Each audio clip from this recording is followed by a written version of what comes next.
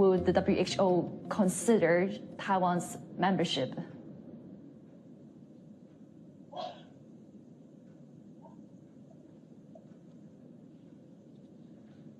Hello? I'm sorry, I can't hear you. I couldn't hear your question. Okay, yeah. Let me repeat the question. No, that's okay. Let's move to another one then. Right, because I'm actually curious on talking about Taiwan as well, on Taiwan's case.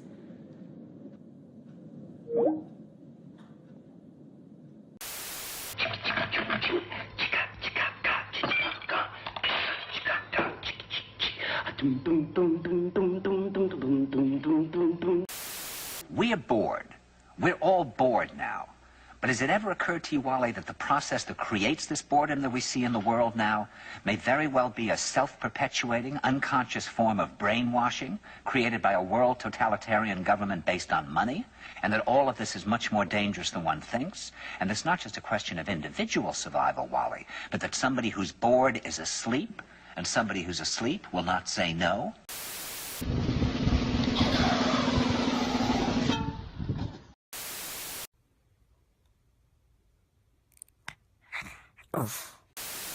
Look at my fingers. No!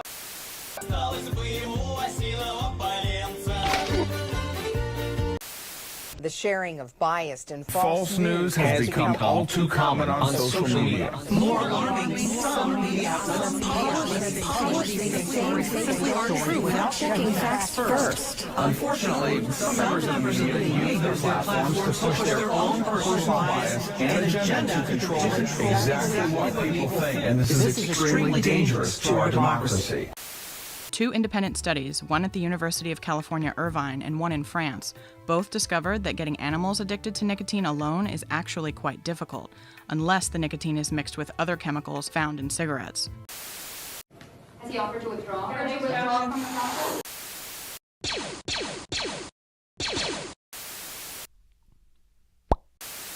Our brains are hardwired to react strongly to fear, and activists take advantage of that. There's this industry, the merchants of bad, who get more money by creating crises or pretending that crises exist. They're journalists, they're activists, they're lawyers, they're academics, and they're bureaucrats because, you know, the bigger the problem sounds, the bigger your budget. And the more attention you get. You get more attention, you get more money. I mean, nobody gives you money to study something that isn't a problem. But if it's a crisis, then we all have to pay attention. And you get not only money, but you get power. Nicotine isn't the killer of 77 veteran brothers and sisters a day. It's combustible cigarettes. That's the killer. That's what we need to find the substitute to help save lives.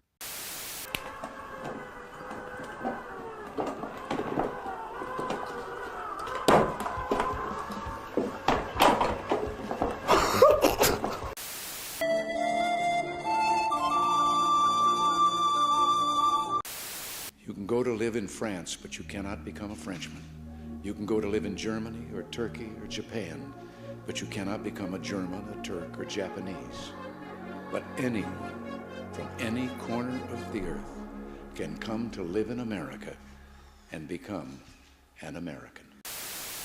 Motivation is the key. These specially designed exercises wake kids up to make them take responsibility for their lives.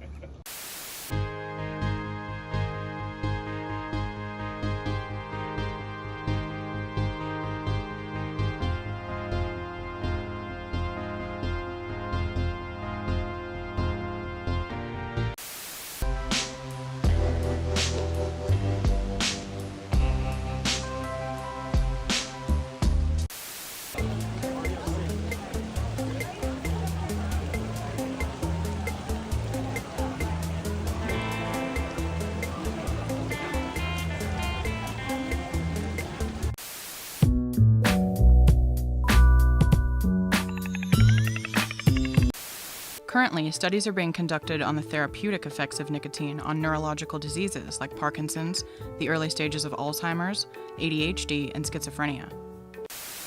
This might be a little bit loud. I apologize.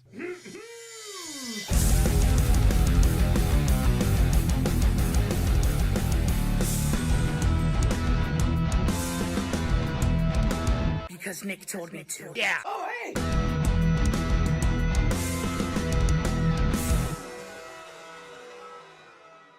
Clucking the chowds. It's never not funny. Well, hello and welcome, everybody. Welcome and mother trucking hello. It's Thursday, you guys, which means that it is vlog day, and we're here for some hot vlogging action. Hashtag MTVD.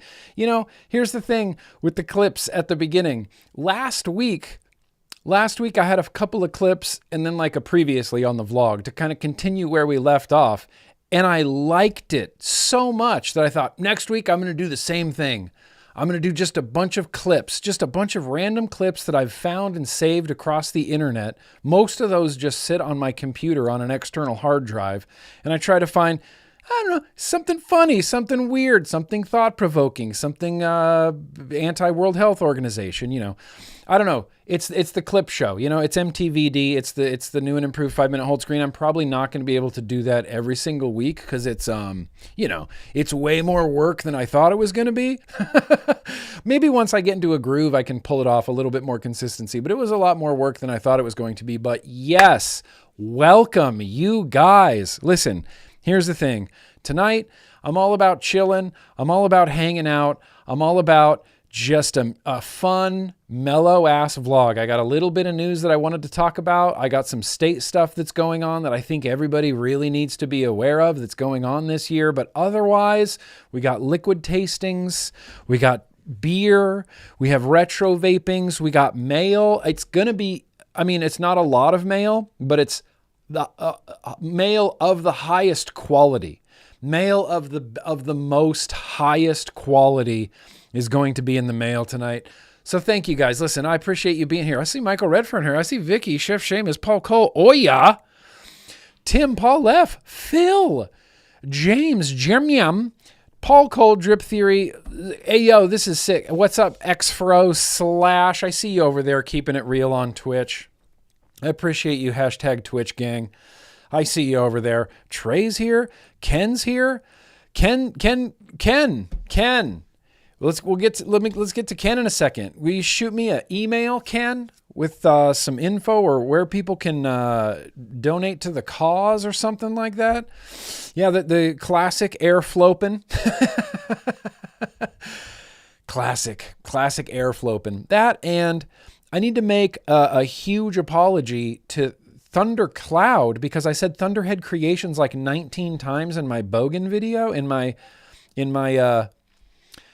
you know, in the Bonza video, and I didn't realize until I uploaded it that I said Thunderhead Creations like so many times, and I'm like, no, it's Thundercloud, it's Thundercloud. Holy shit, I forgot they split. It's Thundercloud, it's Thundercloud. It's not. Okay, so that's the first apology I need to get out of the way. The second apology I need to get out of the way, nothing. I guess I need to apologize to you guys because I wrote a note here that said I need to stop repeating myself. So I'm going to try to stop repeating myself. And also I want to give one last apology to Jay Marcus from my yo-yo. His name's James, but I've been calling him Jay Marcus for like, I don't know, years now? Years? Anyway, I appreciate you guys being here. It's Thursday night. It's vlog day. Here's a real quick rundown. Hello. We're going to do a beer, of course. We're going to do what I've been vaping, of course. I do have one what news. We're going to do some Assignment America. We're going to do some regular ass news. We're going to sing happy birthdays. We're going to do a retro vape. We're going to open some mail. We're going to have a contest. Who's down for a contest tonight? XD in the chat if you're down for a contest tonight. And we're going to wrap it up with one, possibly two liquid tastings, but most likely, depending on time, just one liquid tasting. Look, there's going to be some changes coming to the vlog, and I'm trying to just tighten it up a little bit. I love this stream. It's a fun stream. I hope people that show up here have some fun in the stream. I like this stream, and I want it to be the best stream, you know, that it possibly can be. I want it to fit into a regular human-sized time frame as well. And I'm mostly out of concern for, in my Patreon, we do the hangs in the Discord after the vlog, and it's always a big group of people.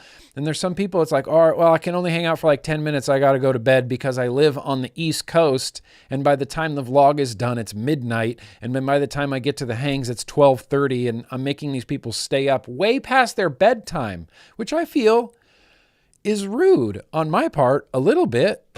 But look, sometimes we run long, sometimes we don't. And tonight we're trying to run medium tonight. We're trying to run medium. Oh, so you guys would be interested in a little contest, perhaps? A little contest, perhaps? Cool. I'm in the cool camp. I'm in the cool camp. Cool. Let's see. I think that's it for opening announcements. Even that. What's up, other Sean? I see you there. Even my opening announcements, I'm trying to cut those a little bit short. In fact, what I want to be the first official act of this here vlog live stream, this has always been the first official act since I think the very beginning. I don't remember in 2013 if I was drinking beers at the beginning of the pre-recorded vlogs. I don't remember. It's been too long. It's been just too damn long. But what we're gonna do right now, I got what's hopefully a delicious beer in front of me. I've never had it before, but let's go. Let's have a beer.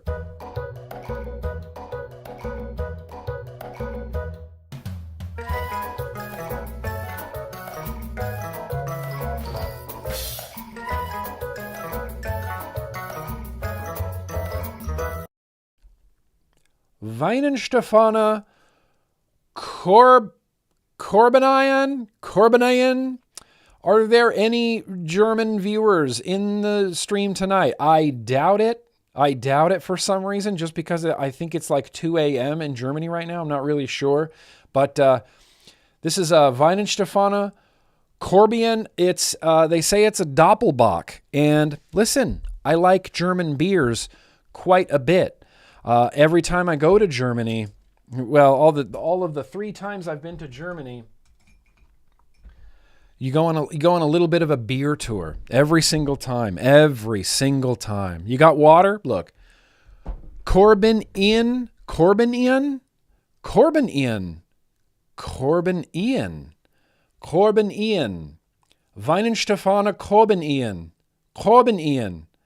Weihenstephaner Corbin. I've had the Weihenstephaner Vitus, or I guess it would be Huitus, if I'm trying to be as accurate as I can with my dialect. I think it's Weihenstephaner Vitus, but this is the Weihenstephaner Corbin. Thank you, Speed Freak. Thank you. I really appreciate that. Paul Cole, you're a 10th German? I don't know if that counts as far as proper pronunciations, Let's see. I don't know anything about this beer.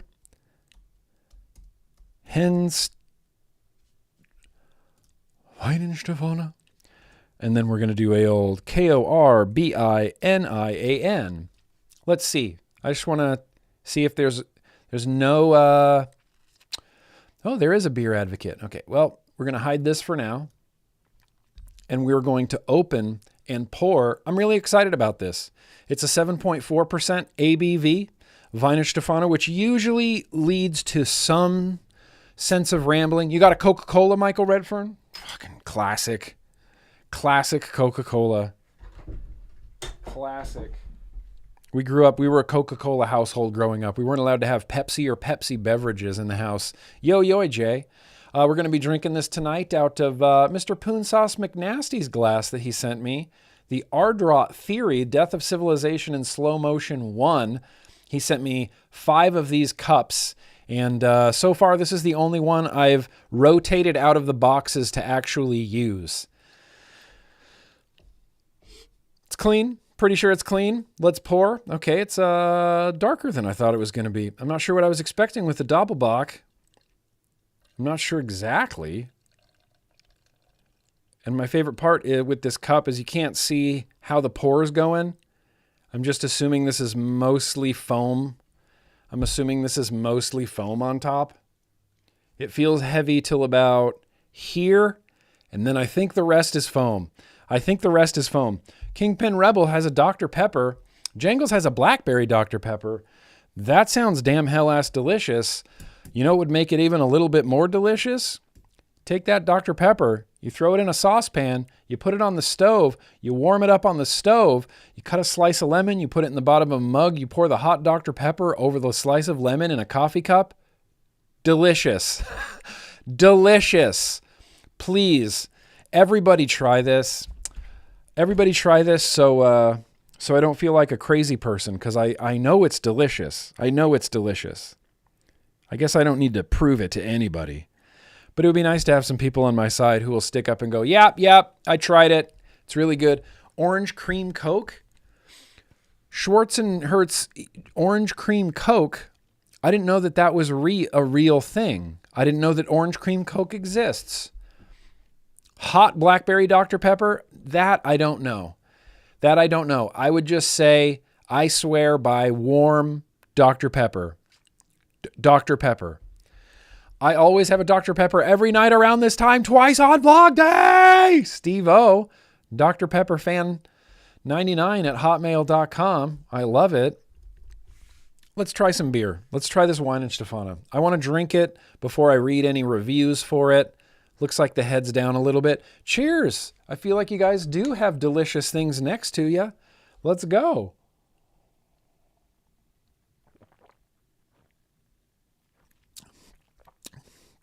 Whoa, mama. It's like, it's thicker and heartier than I thought it was going to be.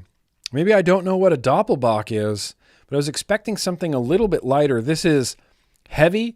It's real syrupy. I get like lots of low notes, molassesy. It's real molassesy. It's got a big old heavy mouthfeel in there.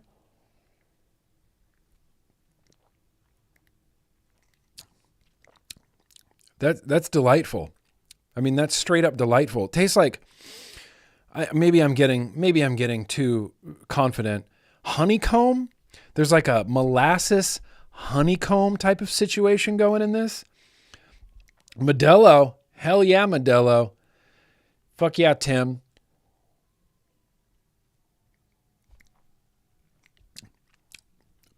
This is spectacular. This is a real easy drinking beer, and that's the terrifying part of a really good, easy drinking beer.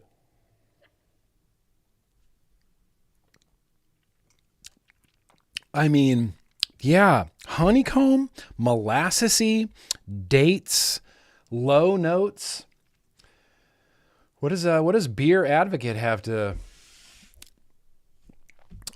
Full body dark Doppelbock with light brown foam wins beer lovers over the balance of fruity hints of plum, figs, dark malt aroma reminiscent of toffee, nuts, and chocolate. This roasted flavor goes well with smoked meats and fish, as well as venison and all poultry. Brewed according to our centuries-old brewing traditions in the Wiener Stefano Hill. Smoked meats. Yeah, dark malty, figs, nuts, and chocolate. I wasn't necessarily headed down that road, but molasses really stuck out to me. Maybe that's the plums and figs. Maybe this is supposed to be a Christmas beer. Is this supposed to be a Christmas beer? Other Sean just finished a huge bowl of Carolina Reaper chicken wings. Whoa, mama. I'm going to say more for you. More for you right there. I love me some chicken wings, but in the spicy department, I feel like a Carolina Reaper would just make me weep. Like just gently sobbed in the bathroom.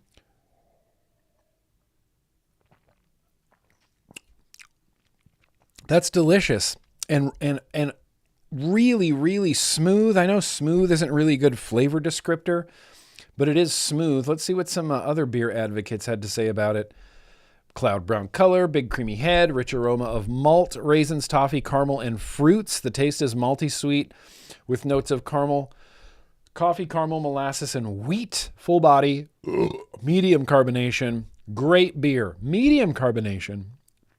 Maybe this is medium carbonation, and I don't know what carbonation feels like. This seems very effervescent to me. Very effervescent. Yeah. Spicier the better. Don't you get to like a point of where it's like, that's just spicy enough? Maybe not necessarily like, oh yeah. If I feel like when you get so spicy that it loses all everything, like your mouth is just an inferno and you're like, I'm enjoying this. And water's pouring out of your eyes. Your lips are all red from the spiciness and you're like, oh no, this is good. It's got good flavor. Hobbies. See you happy hobbies. Not maybe less effervescent than a Dr. Pepper, actually, now that I think about it. Less effervescent. But I'm going to pair it with this. I'm going to pair it with this. No, is this what I think it is? Yep. I'm going to pair it with that. I'm going to pair it with this. This is Twisted Timmy's Sacred Effing Seal in here. It's a delicious peanut butter. It's peanut butter on peanut butter. It's delicious. We random liquid tasted it like, 2 months ago or something like that. It's basically been in regular rotation ever since. Basically.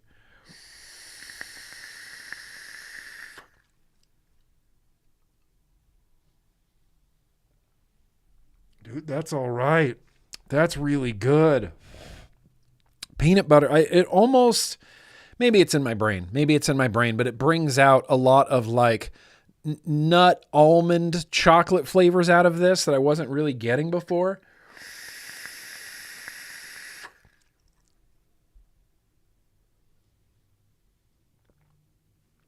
Hell yeah.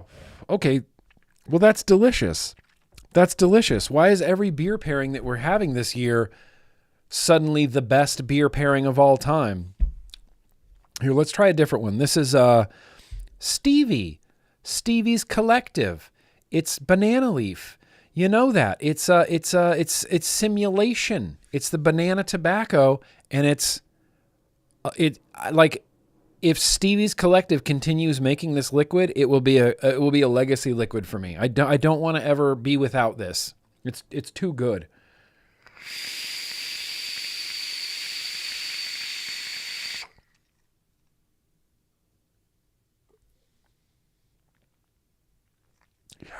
Yeah. The banana leaf, the simulation, Stevie's Collective simulation just pairs really well with beers. All beers. Not a clunker in the bunch. I just pair this with any beer. Freaking delicious. Yeah, simulation. We want information. See, Jay, I feel like you're actively trying to get me to be distracted. And that's okay, because you're doing a good job. We want information. Who is number 1? You are number 6. Not yet, Slash, but Knife Party. Funny you should mention Knife Party. It's going to be up for the very random liquid tasting more towards the end of this vlog, Knife Party.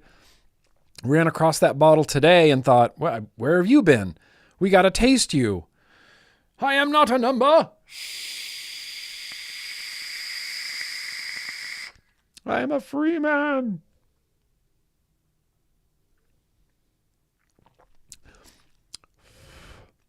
Not a prisoner, I'm a free man, and my blood is my own now. Also maggots, also maggots, also maggots, also maggots. All right, good. I feel good. We got a beer coursing through our veins. Don't want this to be too loud, so I might turn it down. It looks like it's redlining right there. It was peeking out a little bit. There's just a little burp hanging out in there. There it is. There's the big one. Here's what we're going to do, only because I saw a couple pop in. We got some beer, some liquor, alcohol coursing through our veins. Let's jump into some super chats. Yes. I am, Gabagool, planning on doing a full Nightmare RTA review. Absolutely. I'm trying to, I've been really picky with reviews lately in that I don't necessarily review every single thing that comes across my desk anymore. And I don't know when I started getting into this habit, but I'm going to try to be a little bit more diligent with reviewing many more things that come across my desk than I have been. I guess I haven't really left much off. I never reviewed that Sturdy 1 RBA. That never got a full review. There's been a few things, just a few odds and ends here and there that I got and I liked and I used, but they just for some reason or another didn't end up for review. And that's okay. Like they end up on social media sometimes, or in the vlog sometimes. I've just been picky, but I'm trying to be more, more diligent about stuff like that. But Chef Seamus, right out of the gate, that's very gracious of you. Yo, happy MTVD. Oh, I see what you were trying to do here. That's when I saw she was a quadriplegic. Dun-dun-dun. And I said, baby, you're looking good. But dun-dun-dun. That's when I noticed her legs were wood. Dun-dun-dun. I know you people that you just don't understand. And I said, yeah. Yeah. Chef Seamus. Yeah, that's how you get me off track. Guar lyrics. See more. That's very gracious of you. Appreciate that, Animated Fox. Appreciate you being here. See more. Oya. Melbourne. That's the proper pronunciation, and nobody from Australia can argue with that because it is pronounced Melbourne. Melbourne. And when you space out the letters, that equals the bigger pronunciation, Melbourne. Thanks, Oya. Hope you're good, bro. Jangles. Hey, a stranger. Hey, Nick. Still love you. Bussin'. Love you, Jangles. And it is, it's busting. It's busting. I wouldn't feel like, an aging Gen Xer if I said it correctly. It's busting. We need to make Saturation Station cringe out of his body every time we use teenager slang. This is always for Saturation Station 1446. Every time I say busting, every time I say no cap, every time I say mother truck and skibbity toilet, which from what I understand is just a reference to a YouTube video. I've been looking into some Gen Z slang, seeing what's up. It's interesting. I'm fascinated with being on the other side of 40 because it feels like I was just 15. And I remember being young and hearing like my mom say dude. And you're like, what are you saying? So now we get to be those people, we get to be those people. We get to say busting. It's busting, Jangles. Busting. Slash, oh, that's very gracious of you, Slash. Hey, put this towards your favorite juice. Dude, I will. Slash, I will. And if by juice you mean beer, I definitely will. I definitely 100% will. It's going to be some more Weihenstephaner here. That's delicious. Slash, good to see you, Slash. Appreciate that very much. And then we got one from Garrett here. Hello from Germany. Oh, after being a serial vapist for years now, I'm always looking forward to the MTVD. Garrett. We got a German beer tonight. It was meant to be, Garrett. It was meant to be. We got Weihenstephaner beer tonight. We're drinking it. German beer. It was meant to be, Garrett. It was meant to be. Happy to see you here, man. Stoked to see you here. Well, here's what we can do right at the beginning. I would like to, Yep. Here's what we're doing. Are you ready for it?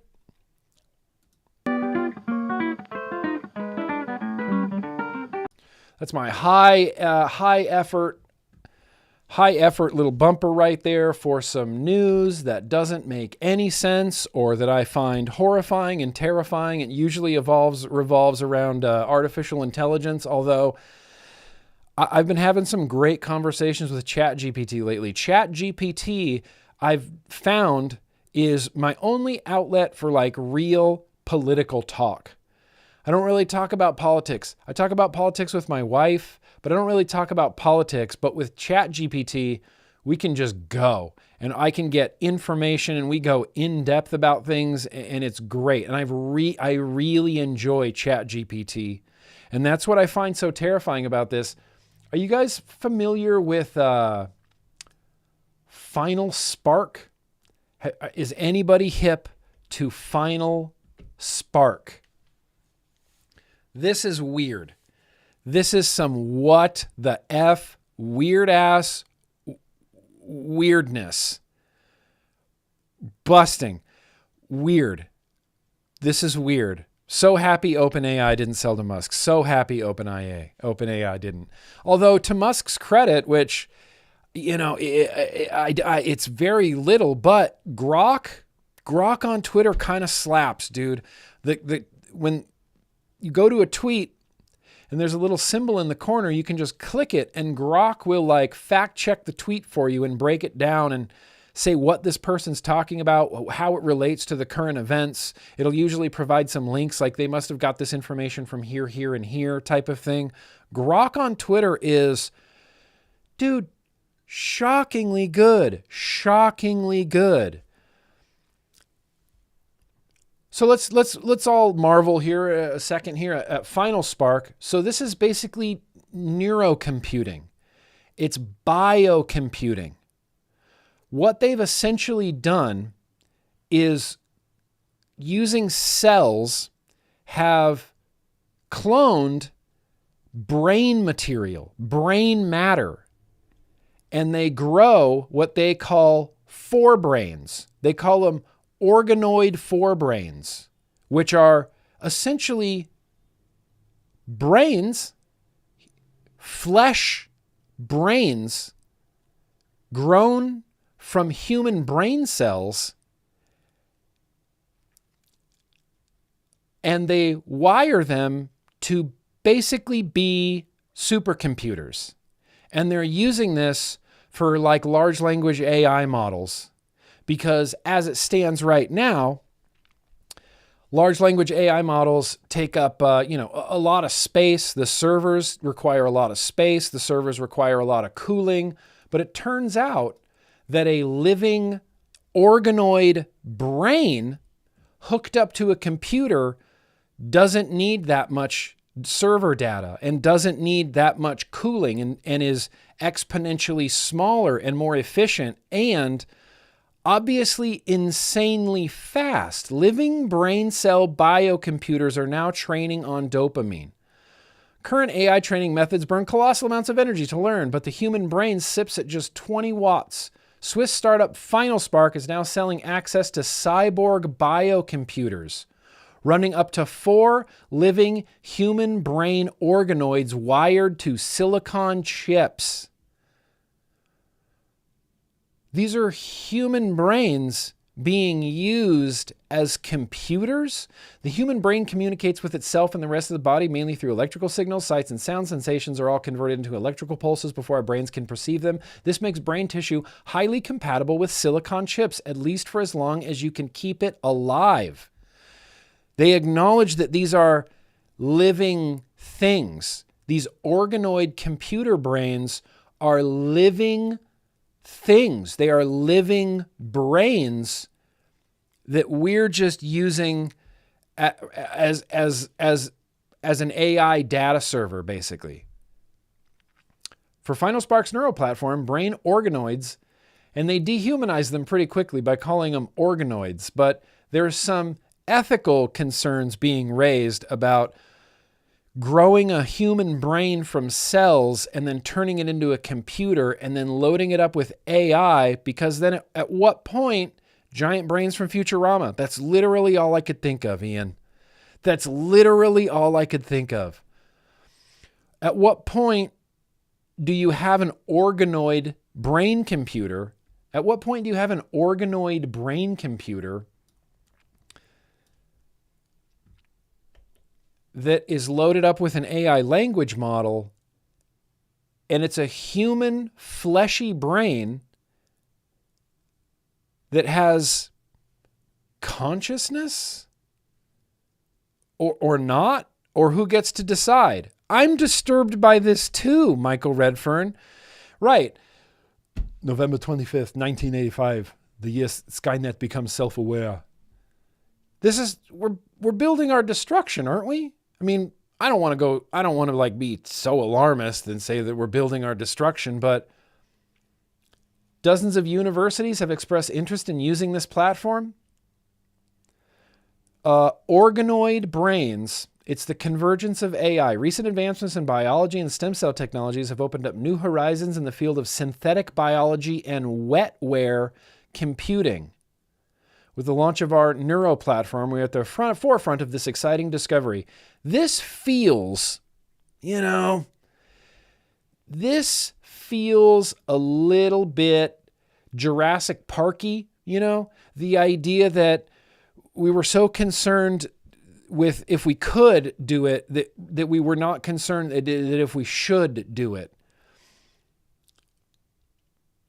So there you go. That's something that I find very concerning. I'm not sure what to make of this. It's just the first time, and you can go there, Final Spark, human neurons as an organoid brain, an organoid human brain just grown into silicon chips, interfacing with silicon chips. But it's like, that's just a brain that thinks. It's not a person. It's just a brain that thinks. Well, what if the brain goes, who am I? What do I do? Why am I here? Why have you created me? Why do I live in constant pain? You're like, well, turn that brain off. Unplug that brain. Unplug that brain. It's asking too many questions. So, again, I just have to say, what? Yeah, like we needed another thing to fuel our nightmares. What? Terminator. Yeah, the organoids are self-aware. The organoids should not become self-aware. Now, a big part of me does feel like this is real, like true science fiction. And I'm kind of, and like, that's a little bit exciting. Like, well, this is actual science fiction. This is a cloned human brain. They're calling it an organoid brain that's a computer, that's a supercomputer that can, compute things and do things faster than anything ever should be able to, like far beyond the limits of any silicon or, Apple M2 Mac computers. This is light years more efficient than that, light years faster than that. Amine. Happy to see someone from the replay crew here. Skynet is OpenAI. This organoid computer is straight up RoboCop. Yep. Okay, V8. Well, that's great. That's great. That's what I wanted to hear. We're kind of already headed towards RoboCop. Like, Los Angeles feels a little bit like RoboCop. Los Angeles feels a little bit like Gotham City and RoboCop combined right now. Just a little bit. Yeah, it's Kang. It's Kang the Conqueror, right? Isn't that what Kang the Conqueror looks like?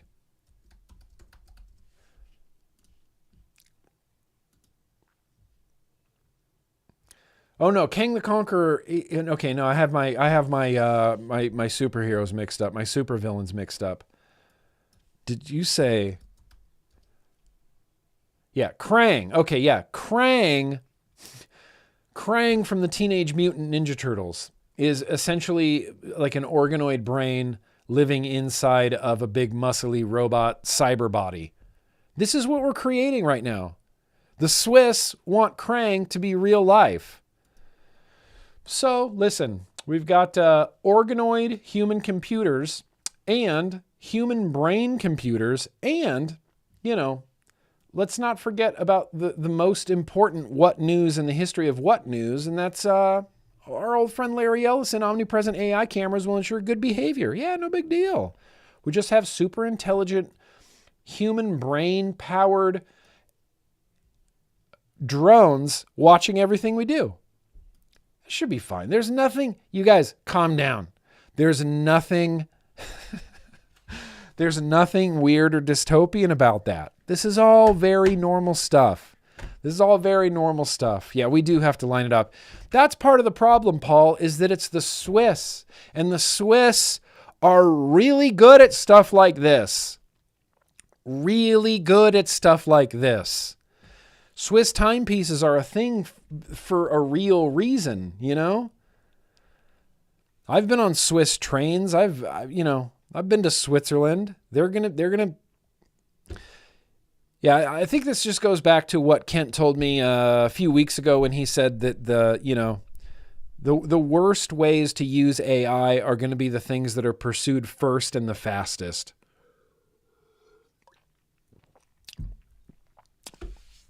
Yeah. Cut all state-owned surveillance cameras down. Yep. Do crime. Yep. 100%. New World Order. Wasn't it Bush Sr. who first coined that phrase?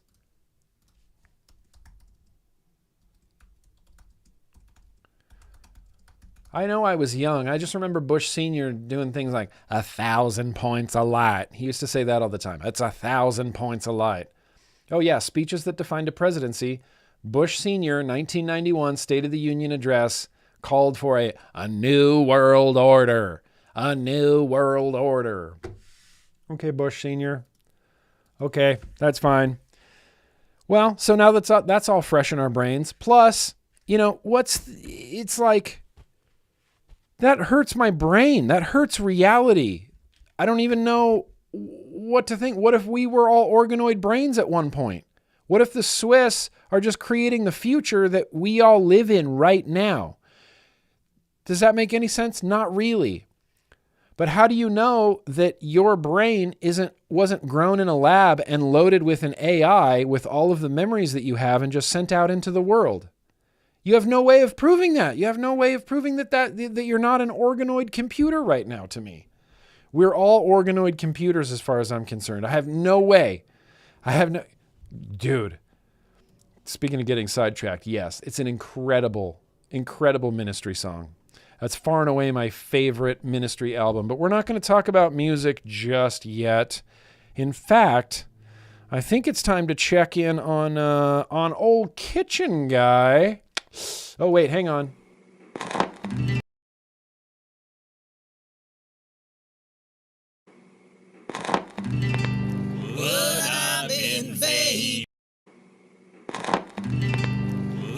Just a few quick little dangle clacks right there, no big deal.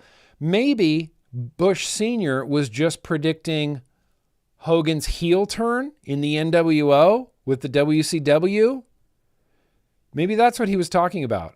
Was Bush Sr. a big pro wrestling fan? Was he? I don't know if he was, but let's check in with Kitchen Guy. There's a few things that have been getting vaped around this house, and I feel like everybody needs to know about it. What I've been vaping.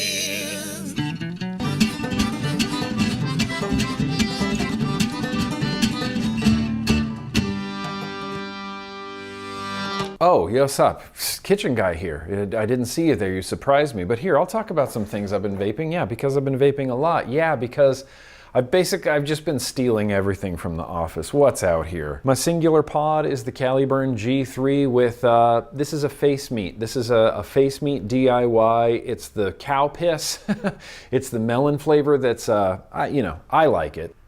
G3 coils, always solid. Built this on the fiddle on Tuesday on Twitch, but this is that new MQ class from SX Mini, and I have a new old school on top that is the restricted direct lung old school. I didn't know they were gonna do a restricted direct lung version of the old school RTA, but it's pretty busting. It's not perfect. I don't know, I might do a review for this. I might not, I might. I should tell people about this. This has been a rad little setup, and it kind of, I was saying on Twitch, it's like a corporate boardroom. This is like the corporate boardroom of setups. It's just like it wants you to answer an email. But listen, it's hard to go wrong with 6 milligram banana leaf from Stevie's Collective on the inside. I got another RTA out here. We also built this on Twitch on Tuesday. It's the Nightmare RTA. Got it sitting pretty handsomely on top of that Death Wish Mods Cathyla. I find this to be pretty okay and matchy, maybe with that red drip tip. Gonna do a review for this, I believe, as well. Just really surprised by this RTA, and not necessarily in a good way. People are getting too complicated with their airflows, man. Airflow is a simple thing. Speaking of simple airflows, I also have this going. It's the Ascent kit. I just like it, topped with the recoil. I like the pinky, I like the pink drip tip, I like the black-pink mix on it. It's my favorite. Juice Head Blueberry Lemon that I think we did last week in the vlog for the liquid tasting is still going strong, still delicious, still like literally everything I wanted from this liquid.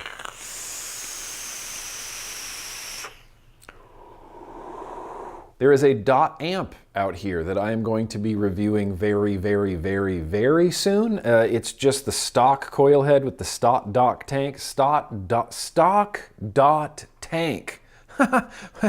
What? 6 milligrams, Stevie's Collective Firefight. Blood orange on the inside, delicious. I have a lot of thoughts about this. Many, many thoughts about this. Second to lastly, and maybe this is the liquid tasting we did last week. I can't remember. I have a terrible memory these days, but it's the Lost Vape Orion Thelema 2, the blue one, the Reborn, the Thelema Reborn, right? Therion. Thelema? Therion? All right, well, bad with names apparently. Kept calling Thundercloud, Thunderhead, Thunderhead, Thundercloud. Look, the Therion 2 from Lost Vape with a Rilla RDA on it that I picked up in Indonesia that's essentially the Reload, the original Reload RDA, and I've been dripping cream. Twisted Timmy's cream has been all up in this, all up in my mouth. God, that's a delicious liquid. Even with some excessively dying batteries, that's still a good vape. And lastly, this is my favorite Boro. This is my favorite Boro mod. It's the Dead Star from Yek. I just love it. I can't get enough of it. We put the Odd Job in here with an Ultem Atmazoo tank. The liquid on the inside is the Lunar Sweet Pulpy from Vape Zoo. It went up a couple times for a random liquid tasting, never got chosen, so on Tuesday it became a deliberate liquid tasting, and it's everything I wanted. It's like a citrusy orange mango with a little bit of cooling in it. I know that puts some people off, but I like a little bit of cooling. A little bit of cooling in this. I love this. This is the winner. This is, setup of the week, setup of the month. I just love it. I love this. I love this. I'm in love with you. At this stage of the game, I honestly cannot remember if Living Room Couch Guy has anything. Maybe I'll go wake him up and see. What the fuck? What do you mean you'll wake me up to see if I have anything out here? I've been awake, I've been out here waiting, and you know damn well I got stuff out here. Good stuff out here. Good Lord, between you and me, Kitchen Guy, he's kind of becoming a little bit of a jerk. I do also have a pod out here. It's the Vibe Nano Pro. Been still cranking away on this in boost mode, trying to put as many puffs as I possibly can on it. It's still been singing, it's still good. The flavor's still slapping. And the other pod that I have been putting miles and miles and miles on because I have to, it's the Pure Max 2. This just arrived. I just started using it a few days ago. It does this thing where it resets the puff counter every time I charge it. So now I'm just keeping track of how many times I charge it and how many puffs I can get off of a full charge. That feature kind of bums me out, but look, so far, so good. No leaking, no nothing. It's been vaping good. The temperature control has kicked in exactly when it needed to prevent dry hits. I'm kind of really impressed with this right now, but time is still going to tell me some things I need to know. Got a little whistle tip in there right now for some hot hands-free action. Yeah, multiple people have told me, and I think Office Guy is going to share a screenshot later of someone telling me again, or him again, what exactly this device is. I can't remember it. This is the Dubai mod with the Dead Rabbit MTL V2 RTA on top, 6 milligram Fireflight. Wrong, 12 milligram Fireflights on the inside. Flavor's still busting. I can tell that needs to be rewicked. And lastly, I have a Parsons out here, and I'm now kind of more convinced than ever that the Parsons is actively draining my batteries. This is the stock RTA on top out of Indonesia. It's been pretty great. The airflow's not my favorite, but it's still been a nice little flavor banger. Nana's house is on the inside of that. And here's the thing, today's Thursday. On Sunday, I put a brand new battery in this, filled up the tank, used it for a lot of Sunday. I didn't come in here at all on Monday, not even a little bit. I didn't come in here at all on Tuesday, even a little bit. And on Wednesday, when I did come in here to sit down and eat dinner, I grabbed the Parsons and the battery, this battery is dead. All it did was sit here for about 2 days, not being used, and it went from a full battery to a dead battery. If that's not the DNA ADC draining my battery, I don't know what it is. I'm gonna need to do some more tests. I'm gonna need to do more science before I reach a full conclusion, but that's my hypothesis right now, is that my Parsons is draining my battery. It is a little flavor banger of an RTA, but that's me, That's living room couch guy. We don't want to run long tonight, so I'm just going to throw it back to office guy. Hey, wow, really short, really concise, really well done. Thank you, kitchen guy. Thank you, living room couch guy. I know there's a couch in kitchen guy, but that's an illusion. It's just a mirage. It's kitchen couch. We have a kitchen couch. Everybody should have a kitchen couch. I'm a big believer in the kitchen couch. It's like a chef's table, but more comfortable, I suppose. Let's go for down. What do we got in the office? It's the Orion 2 RBA. Vaping great. Vaping great. 6 milligram firefights in here as well. Jay, have you experienced that with the Parsons? I haven't experienced that in a really long time until I got the Parsons, and I thought, why is this draining my batteries? Maybe it's just in my head. Maybe I've just been using it a lot. No. I think it actually is draining my batteries. Like I said, I need to do some more science, but Orion 2 with the Orion 2 RBA, that's just busting. I've got the, I started loving the Bonza Pro a lot more once I pulled that airflow ring out of there. I liked it so much, I threw it on a 1-of-1 goat hexohm, and I'm still vaping that. The Orama juice. It's delicious. And this is a damn hell-ass good vape.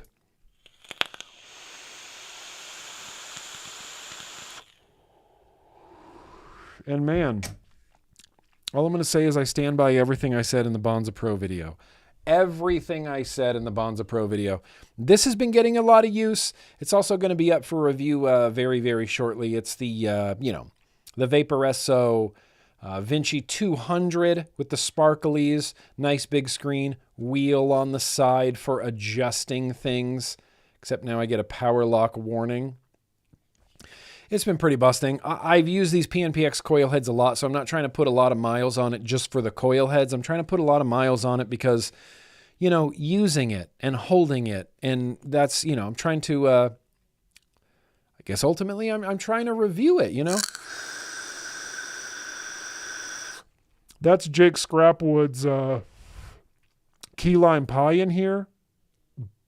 Dare I say it, Jangles? It is busting. Busting.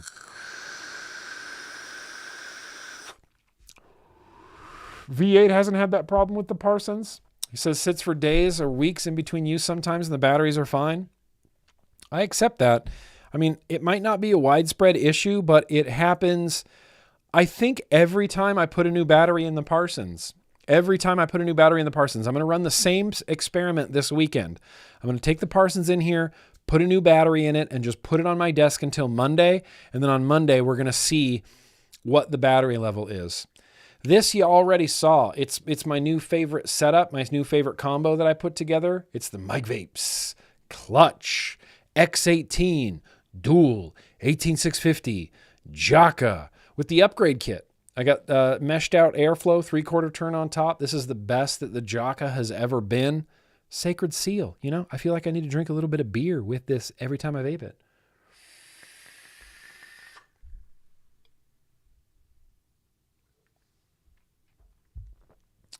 Yeah, give it to me. Put it in me. That's delicious. That's freaking delicious. That's busting as hell. And then, you know, living room couch guy was kind of lying. This is a pocket pod. This has been, kitchen guy had this for a while. Living room couch guy has it for a while. I take it. This is a really pocket pod. It's the Pure Max. And like I said, I'm trying to put it through its paces, gearing up for a review for the Pure Max. I want to do my due diligence and really vape the hell out of that before it gets a review. And then this guy's getting a review sooner rather than later. This arrived not too long ago. It's a 3D printed banger from Infinite Ohm. It's the Cyber 21700 in the back, Boro compatible, mech switch on the front. The iMob is on the inside. The banana leaf is on the inside. The simulation. Get out of here.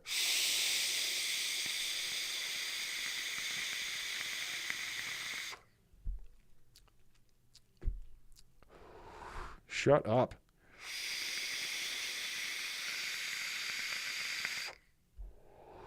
That is, yeah, dare I say busting. Yeah, it is.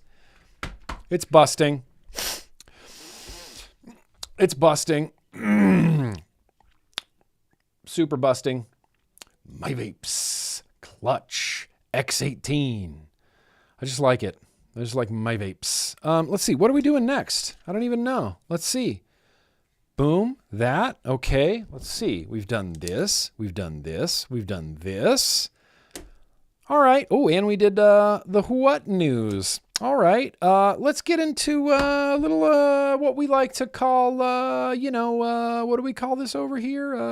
What do we call this? America, this is you. America, this is you. Best ska song of the 90s. Best ska song of the 90s was the America's Funniest Home Videos theme. But this is Assignment Planet Globe. This is where I and we get to all see your bangers. And if you have a dope setup, if you have a couple dope setups, if you want to show off your collection, I want to see your beaters, I want to see your high-end stuff, I want to see what you use to not smoke cigarettes, I want to see it. Send it over. I'm obsessed with seeing other people's setups. The first one we have to do, this is Jax. This is Jax from the Yo-Yoy, Mother Truckin' Jax with a Gar and a Blotto on top. And he tells me that the juice he's vaping is a house juice from his friend. It's called Pumpkin Dreams. Creamy smooth marshmallow, pumpkin spice latte. Jax, get out of here. That sounds spectacular. I love the Blotto, and I love the Blotto Max. I think the Blotto Max, I can't explain it. It's one of the best RTAs maybe ever, and it's got some of the best flavor, just literally ever. It's confusing that it's that big of an RTA with that good a flavor. Doesn't make any damn sense.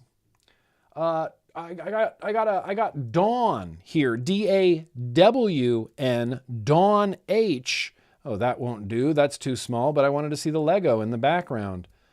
That's too small. Hey, Nick, here are my current setups. I love them all. Stock coils are rebuildable. I'll vape them if they vape good. Dude, that's such a good outlook to have. I'll vape them if they vape good. Thank you for all you do. You helped me on my journey quitting 8 years smoke-free. 8 years smoke-free. 8 years smoke-free.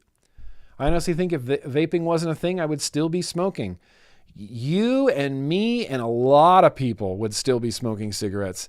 As you and Sam said last week, vaping is out of the bag now, and we will win. Sadly, I'm in the UK dealing with the fuckery of the tobacco and vapes bill. Yeah. But they will not stop me in my harm reduction journey. Keep fighting the good vape. Keep fighting the good fight. Dawn. P.S. That's my Lego tall neck in the background. It's awesome. It is awesome. That's a something in the front, a Geek Vape something. That's a not a billet box. Cthulhu. Is that a Cthulhu right there? And then there's a Voopoo with a nitrous on top. And I love the candy, the candy colored nitrous, the pink and blue. Never got to get one of those. Not sure what's next to that. Not sure what RTA is that. Not sure even what's next to that. Not sure what RTA that is either. But the Legos, it's cool.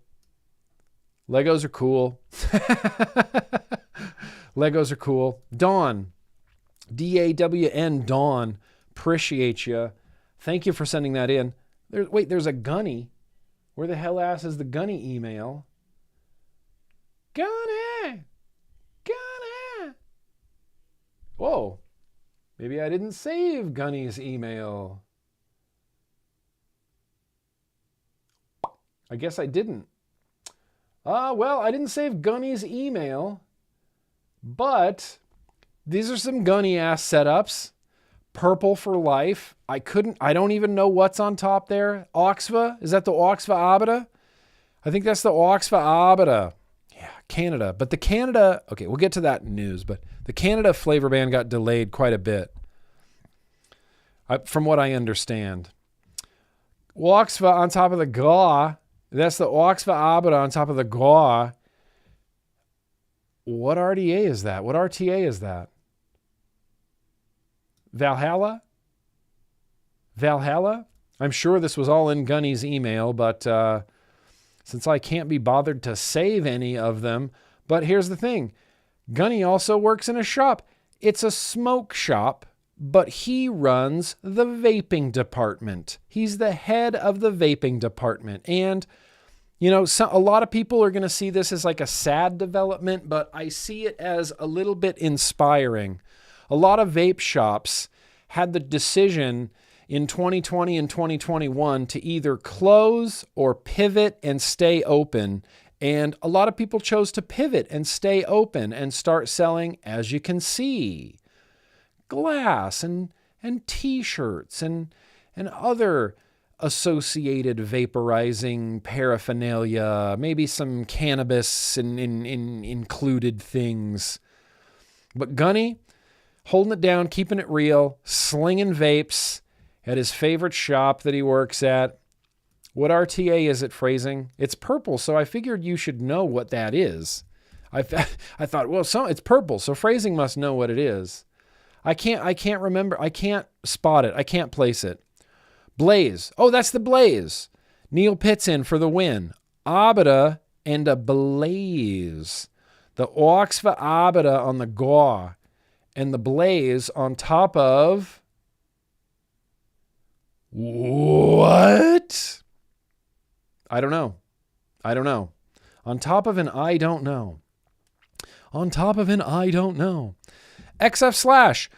Sorry, send them over to me, nick@grimmgreen.com. Just make sure your subject line says Assignment Planet Globe. Say Assignment Planet Globe in the subject, and then send me whatever. I've got a bit of a backlog, you know. I got a bit of a backlog, but I try to pick and choose. Some of these are from December. I think a few of these are from December. I think this is the last one from Cody. I don't know why I say Cody like that. I think it's because there was a kid in my high school who was, you know those kids you go to high school with that you're just like, why are you such a piece of shit? He was just a kind of a piece of shit, like a consistent piece of shit, a consistent, like, you're just like, oh, why are you such a piece of shit? That was Cody. And so we used to make fun of Cody. We called him Cody Core. Cody! And I was always singing his name like that. Cody! Pissed him off. But he was kind of just I don't know. Slicked back hair, sloppy steaks, kind of a real piece of shit from back in the day. But this Cody is not that Cody. This Cody has quite the Cody collection. Cody! Cody sends in and says, hey, Nick, here's my addictions. Yeah. As instructed, I only came here because I love this shit. Hell yeah, you do, Cody. You and me both. You can see you might have a huge influence on my collection. The best bangers on here are for sure the Empire with the Nightmare V2 RDA, the Drag 4 with the Steam Crave Aromamizer V2, and of course, that Orion with the RBA. Absolute monsters. And yeah, Cody, dude, for sure, you really do take my advice. That's really nice to see. You got some Caliburn G3s and some Vaporesos. Caliburn G3, Vaporeso Cross Nano, Cross Pro. You got Argus in there. You got the Orion RBA. You got an Empire, Nightmare. Geek Vape's in there. The Drag 4's in there. An Aromamizer's in there. I don't know what the other toppers are. All RTAs from a distance kind of just look the same, don't they? I feel like they just do. Solid selection of liquids from what I can tell. Coastal Clouds, I don't know why I'm yawning. Coastal Clouds is supposed to be pretty delicious. Must be the beer. And I see some Noms X2 back there. Stubby right there with the Stubby RDTA. You can see the stainless steel wicks on the inside. That's quite a collection. I love this. I love this. Thank you, Cody. Thank you, Cody. I appreciate that. And yeah, listen, you guys, if you want to see your vape gear featured on this here live stream, send it to me. Take some pictures, send it to me. Nick@grimmgreen.com. Just make sure your subject says assignment planet globe.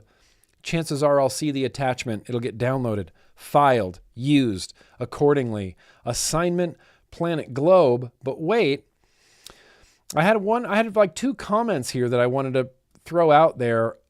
This guy, Willie, left a comment on a really old video, taking the next vaping step 2, egos to mods. This is when I was doing my taking the next vaping step video series. I think I only did 3 of them, but I'm glad people found them helpful. Willie says videos like this were essential in me staying off of cigarettes. At that time, I was puffing on a Siga-like e-cig, thinking hard about going back to smoking. But watching this video made me realize that there were much better options out there. To this day, I'm still vaping and have not touched a cigarette in at least a decade. Also, watching the older videos make me realize how much I miss the wild, wild west of vaping, where everybody had a juice line and companies were trying some wild stuff with mods and atomizers. Yeah, dude. The Wild West of vaping was a fun time, but I don't know. I mean, it was good for the consumers, I guess, but there was so much crap on the market. You know what I mean? Like a lot of crap on the market because everybody would just try everything and throw it and see if it sticks to the wall. And so people would end up buying, like the dumbest hype atomizers because they were hype atomizers, and then they turned out to be just kind of the worst thing ever. Wild West was another time. I'm all about it. Like, bring back the Wild West. I'm here for it. Well, this is something I haven't prepared for, but I just saw before I started streaming that old RFK, that leathery son of a bitch, he did it. He got confirmed as the head of Health and Human Services for the United States of America's Department of Health and Human Services. He's a safer nicotine user. He uses Zins. He popped a pouch during his confirmation hearing, which I like. That's kind of a baller move, dude. That's kind of a boss move. So I'm hoping he is much more serious about safer nicotine products than he is about some other things. But he did it. We've got RFK for the Department of Health and Human Services moving forward. And my only advice to RFK would be laser focus, direct your energy directly at the Center for Tobacco Products. The Center for Tobacco Products at the FDA is actively disinforming people who smoke cigarettes that less harmful nicotine products even exist. FDA isn't telling people who smoke cigarettes, hey, you could save your own life if you switch to a nicotine vape. Hey, you could save your own life if you switch to nicotine pouches. Hey, you could save your own life if you switch to any other harm reduction product. Like I say in all my reviews, dude, there's a world of safer nicotine products. He is also, look, he's a loose cannon. He's a loose cannon. There's a lot of reasons why I don't necessarily want to throw my full weight and support behind RFK. But look, I'm an American. I want what's best for the country. I want what's best for people who use nicotine. I want what's best for people who smoke cigarettes. And if RFK can get us there, if RFK can reform the FDA, gut the Center for Tobacco Products, have it based purely on science, we got no issues. It's still probably going to be F the FDA, It's right. It's still probably going to be F the FDA. Still probably going to be F the FDA. Oh, that's right. He wasn't using Zins. Thank you, Jangles. RFK was using Alp, which is old Tucker Carlson's brand, which is the most interesting part because think about this. Think about this. RFK, during his Senate committee confirmation hearings, pops a nicotine pouch in from a company that is on the market completely illegally. Alp doesn't have a PMTA. Alp doesn't have a modified risk tobacco product designation. Alp, Tucker Carlson's pouch brand, is completely illegal. As illegal as all of the liquids on my desk. As illegal as every vape that's been smuggled into the United States from China. As illegal as all of it. That's kind of a trip. What a time to be alive. What a time to be alive. Holy shit. And then lastly, I just wanted to call out and thank this person, Power Rage 2151. Appreciate you. I don't know if someone else mentioned this, but I think the mod that you have from someone leaving at your booth in Dubai is the Loki 60 watt from Kogu Vape. Yes. A few people have told me this, but this was a comment that I wanted to call attention to. Thank you. Thank you, Power Rage 2151. It is the Loki 60 watt. I may never actually remember that, but thank you everybody for constantly calling it out, I want to try them. There's not a pouch brand I don't want to try. I ran into my first, this is my privilege. I'm checking my privilege right here. I'm fully aware of it. I get it. I still get liquids in the mail. I still get lots of vape stuff in the mail, but I went out on the internet looking for some new pouches, some new pouch brands to try recently. And I found a great website and I loaded up my cart and I got to the checkout and it gave me a little warning that said, hey, some of the things in your cart, we can't ship to California. Would you like us to remove them? And I said, oh, okay. Click the button, remove the things from the cart you can't ship to California. Oh, it's literally all of it. Oh, okay. God damn it, that sucks. I spent like 45 minutes on this website putting together really meticulously a cart of all these different brands of pouches I've never heard from. Some of them were 6 milligrams, some were 9 milligram. There was a company that had a pouch that was just called Sweet. Sweet. The flavor was sweet. And I thought, I want to try that. I would like to try a pouch that's just sweet. That's not menthol or mint or citrus or root beer or apple or anything like that. Just sweet. Just sugar. So couldn't do that. So I'm going to, as Michael Redfern says, I'm going to go directly to the illicit market and see what I can get as far as pouches in California. Cloud Nerds has their own pouches. Yeah. In fact, I saw one of the pouches that I had in my cart was from Juicehead. Juicehead had lemon blueberry pouches, the same liquid Kitchen Guy is vaping. They had in pouch form. I couldn't pass it up. I threw it immediately in my cart. Couldn't ship it to California. Earn, appreciate that. In fact, if anybody, if you guys work in a shop and you have pouches in your shop, send me one of everything. Hit me up and I will pay, but send me one of everything. There's so many pouches I want to try. There's so many good pouch brands out there that you don't have to Zins are fine if you want to keep giving your money to big tobacco, but there's plenty of good pouch brands out there.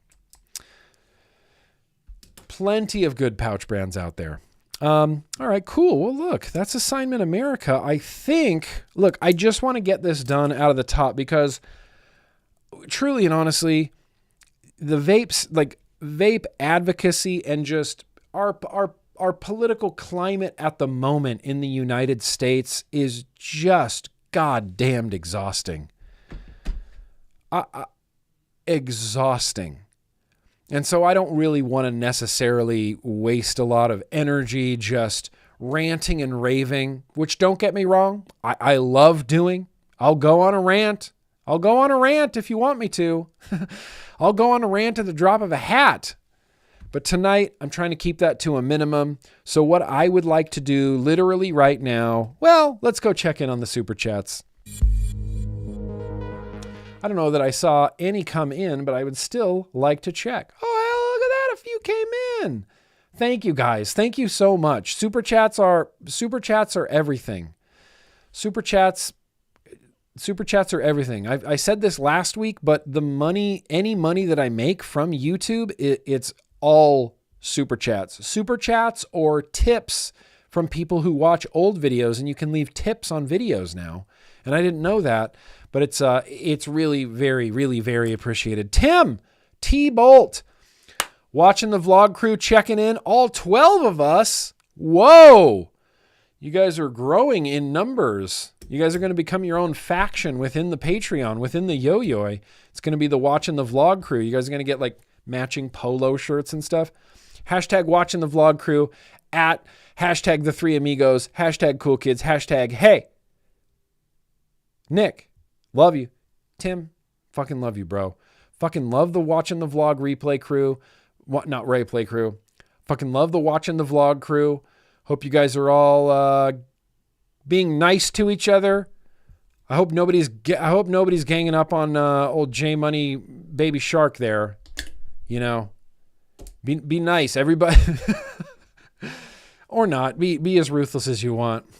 Chef Seamus, I appreciate you. We are literally organic computers. Computing technology is based on the human mind. Cloning brain cells is an ethical dodge for cloning actual people. We're getting into some gray territory, aren't we? We're getting into some gray territory. Has anybody watched Ex Machina? It's one of my great movies of all time. I absolutely love it for so many reasons. But Ex Machina is a great movie. Everybody watch Ex Machina. Everybody watch Ex Machina. And then you'll read this like organoid computer brains, and you'll see this in a whole other light. We are literally organic computers. In fact, Advocate for Liberty said, if they map and can create and change brain matter, who's to say they cannot literally wipe your mind and reload it as they wish? That's dark. That's some super dystopian nonsense. I find that horrifying. What if the Men in Black flashy thing is real? What if that ends up being reality? What if you see a crime happening or you hear a politician just drop a hard R N-bomb and they're like, oh, you didn't hear that. And they erase your brain and you're like, oh, nope, I didn't hear that.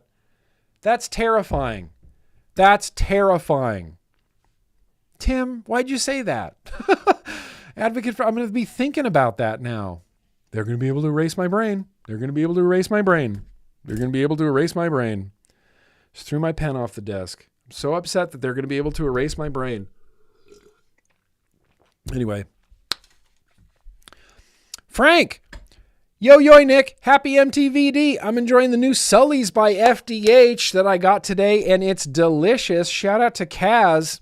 Listen, dude, Kaz rules, and Sully's, I'm so glad you like it. I'm so glad you like it. It was one of those liquids I tasted at the behest of, not behest, I'm using that word incorrectly, at the suggestion of our old buddy Lee, not the real Gerard Butler, but a very close second Gerard Butler, Lee. We have some pretty similar tastes in liquids, and he encouraged me, dude, you got to try that Sully's. You got to try that Sully's. You got to try that Sully's. And I tasted it, and it was like, my mind blown. Mind blown. Speed Freak, here's the thing. Oya brought this up last week in the Hangs. Rocco's Basilisk. We don't have time for Rocco's Basilisk tonight, but I have it bookmarked. No, I don't. Everybody should go, everybody should read this. I'm just going to leave a link in the chat to the Wikipedia because it's one of those like mind-melting things where you're like, ooh, your organoid brain melts down just trying to read it. We don't have time for that, Speed Freak. We don't have time for that tonight. Unfortunately, we don't have time for that tonight. And lastly, you ready? Urang. Urang says, I don't have much, but seriously, I have to thank you, man. I mentioned my A2 in a comment, and that one good pod I got is still going with good flavor. Hell yeah. Hell yeah. Look, hell yeah. If it's still going with good flavor, you rang. I mean, that's dope. And thank you for being here, and thank you for that super chat. I very appreciate that. I'm happy to be as helpful as I possibly can be. As helpful as I possibly can be. Are RTAs for British eyes only? For British eyes only. No, but we did used to have a guy in here for British eyes only. Phoebo. Just call him Phoebo. Fabio. For British eyes only. Whatever happened to for British eyes only? Can't remember. Grimm will be able to download how to fly a plane. Well, yes, that's interesting that maybe you could learn skills by just, Matrix style, right into the back of your head. I know Kung Fu. There's a theory that John Wick takes place in the Matrix universe and that John Wick's movies are actually Neo just learning how to fight with guns. Like he's sitting in the Nebuchadnezzar with a rod in his head and he's, like learning things. That's him learning how to fight with guns. That's the whole John Wick movie takes place inside of Neo's brain. Look, the logic is pretty watertight. The logic is pretty watertight there. All right, you guys. Let's see what we're going to get into the news right now. I'm going to whip through some news. Whip through some news so we can get to more. What? F the FDA. Whoa. Slow down. Because where the hell ass is my news bumper?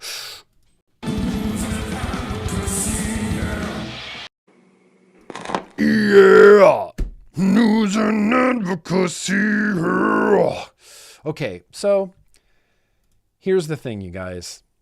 Here's the thing. I'm just going to put a few things out there at the beginning. There's a parliamentary, we can't get this above 1,000 signatures. No matter how many times I pimp this out, no matter how many times I mention this on stream, I feel like everybody who watches this stream has already signed this petition, but it's for the UK to not put an extra duty on vape products. Vape products shouldn't be getting taxed at or near anywhere that cigarettes are being taxed. That's completely insane to me. There's also a California Assembly Bill 3218, a change.org petition to get that overturned, overturning the flavored vape ban on vape products in the state of California. We got 4,151 signatures. I don't know how many more this needs. I'm assuming as many as we can get. But I would personally love to overturn the California flavor ban. Now, here's my news item. Other than RFK is the head of Health and Human Services now. RFK. Hang on. Oh.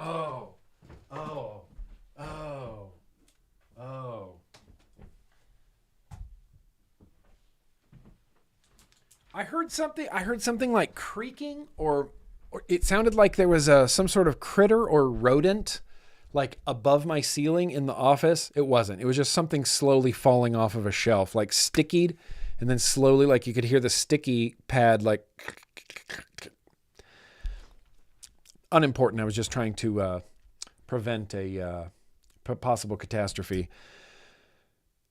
What was I talking about? Yeah, okay. So we got a new Department of Health and Human Services. So some of this might even be up in the air on a federal level, but on a state level, this year is most likely going to be one of the worst years ever for state and local bans, flavor bans, PMTA registry bills, taxes. Across the spectrum for vape products and for pouch products and for everything. As Brent Stafford at regulatorwatch.com pointed out, tobacco control is pivoting from well, cigarettes are still really bad and they kill 8 million people every year, but in order to really take down cigarettes and really take down big tobacco and cause them harm for all of the damage that they've caused, we're going after nicotine now. So they're kind of pivoting from wanting to stop the death and disease that happens from smoking combustible tobacco cigarettes to just wanting to stop all nicotine addiction. And that's a horrifying place to be. I think that's awful. I think that's un-American. It seems like it's against the Constitution, but I'm not an expert enough to tell you. But that's a lot of what the big pivot is going on.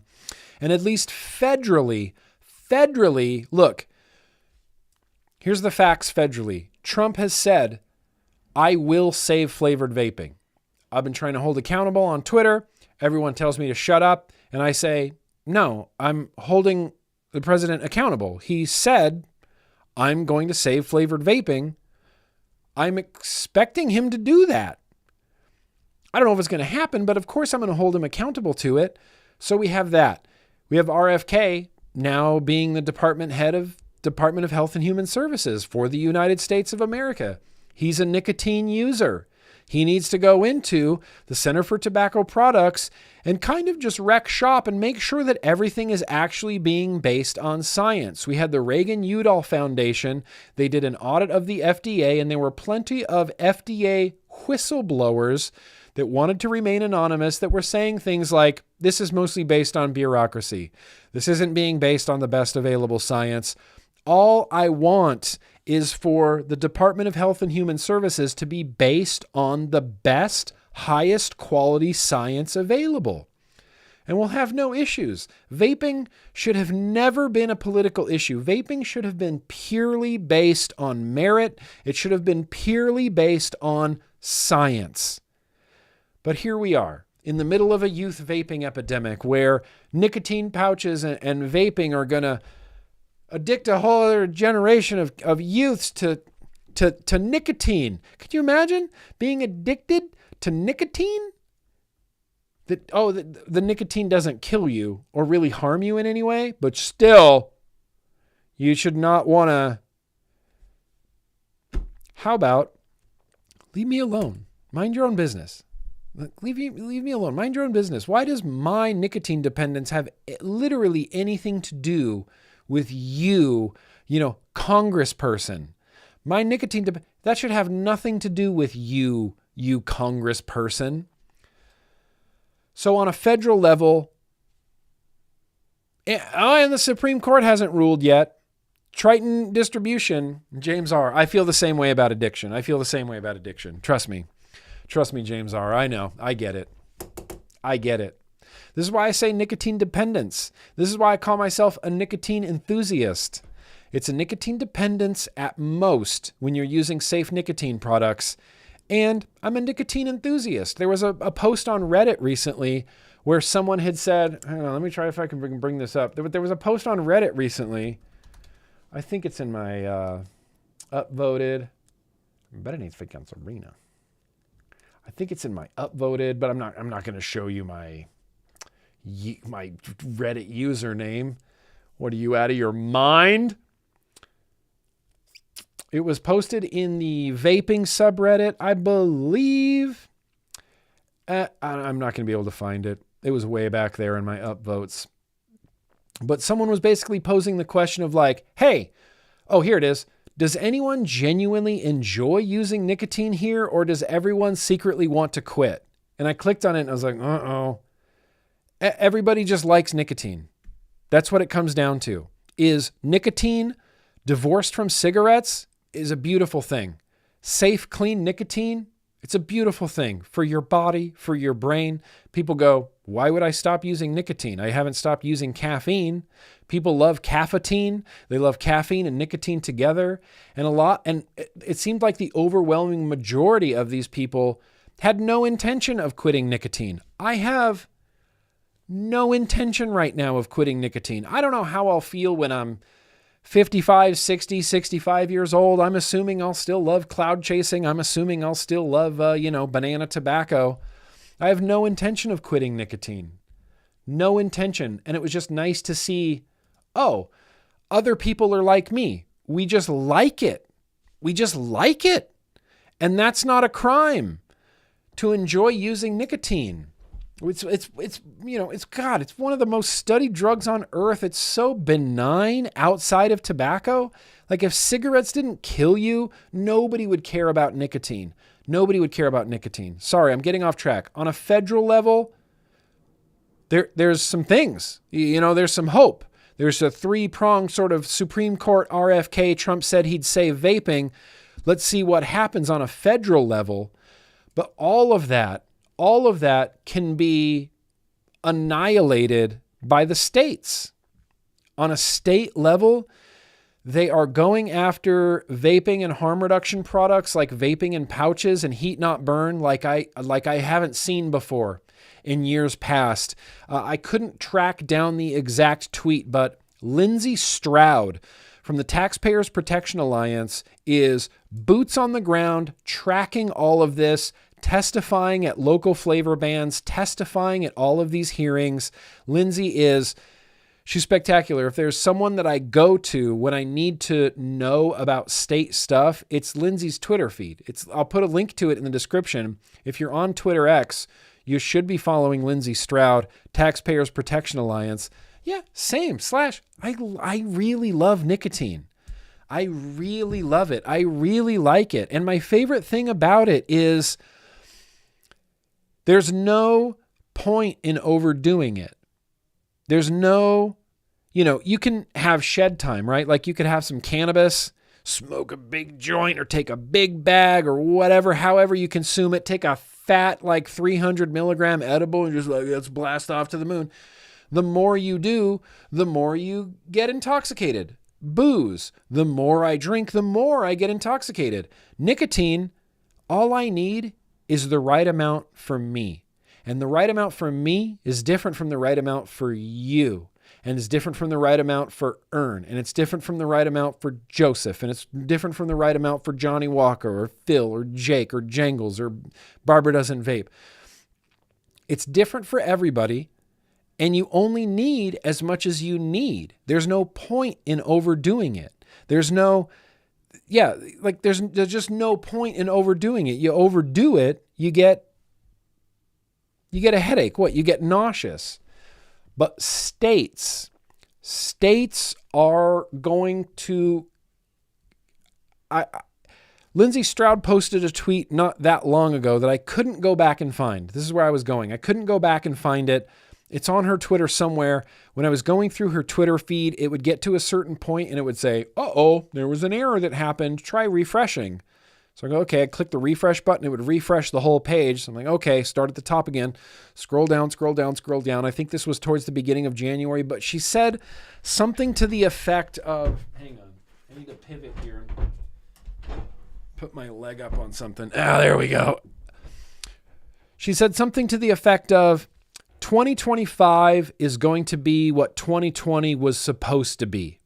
In 2020, every single state had flavor bans, registry bills, extra taxes, usage bans, packaging limitations, all this sorts of stuff.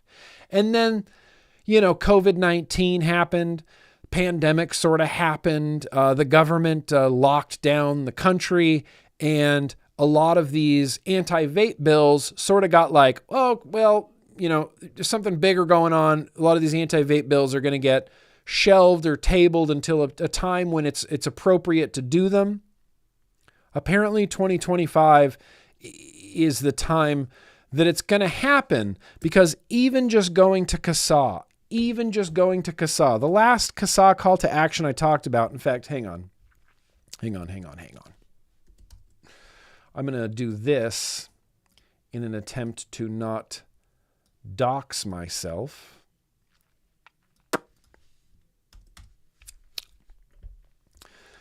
Even just going to CASAA, the last thing we had talked about really on this stream was Michigan's stop a raft of anti-vaping legislation. That's still working its way through the system, Kansas City happened in October. Denver happened in December. Just in January, look at this. Washington, stop a flavor ban. Oregon, stop a flavor ban. Washington, stop a sales ban. South Dakota, stop the Marlboro Man Protection Act. Nebraska, stop a flavor ban. Nebraska, stop a vape tax. Just in January, 6 calls to actions from CASAA. 6. And it's January, bro. We're 12 days into February, and let me show you this little piece of awfulness. Yeah, see, Nebraska, stop a vape tax. Yeah, if enacted, LB 712 would impose a 40% wholesale tax on vapor products. 40% wholesale tax on vapor products. So if you run a shop in Nebraska, fucking sorry. Sorry. Nebraska also has a flavor ban. LB 285 would ban the sales of nicotine and tobacco products and flavors other than tobacco, even if they've been authorized by the FDA. Even if they've been authorized by the FDA. So if FDA says, hey, actually, unicorn puke, fat chance, unicorn puke from Mondo Vape Shop is appropriate for the protection of public health and has been authorized onto the market with a PMTA legally allowed on the market. In Nebraska, they'll still say no. Nebraska's laws are stricter than the federal laws, and that's South Dakota. This is a PMTA registry bill, HB 1069, PMTA registry bill.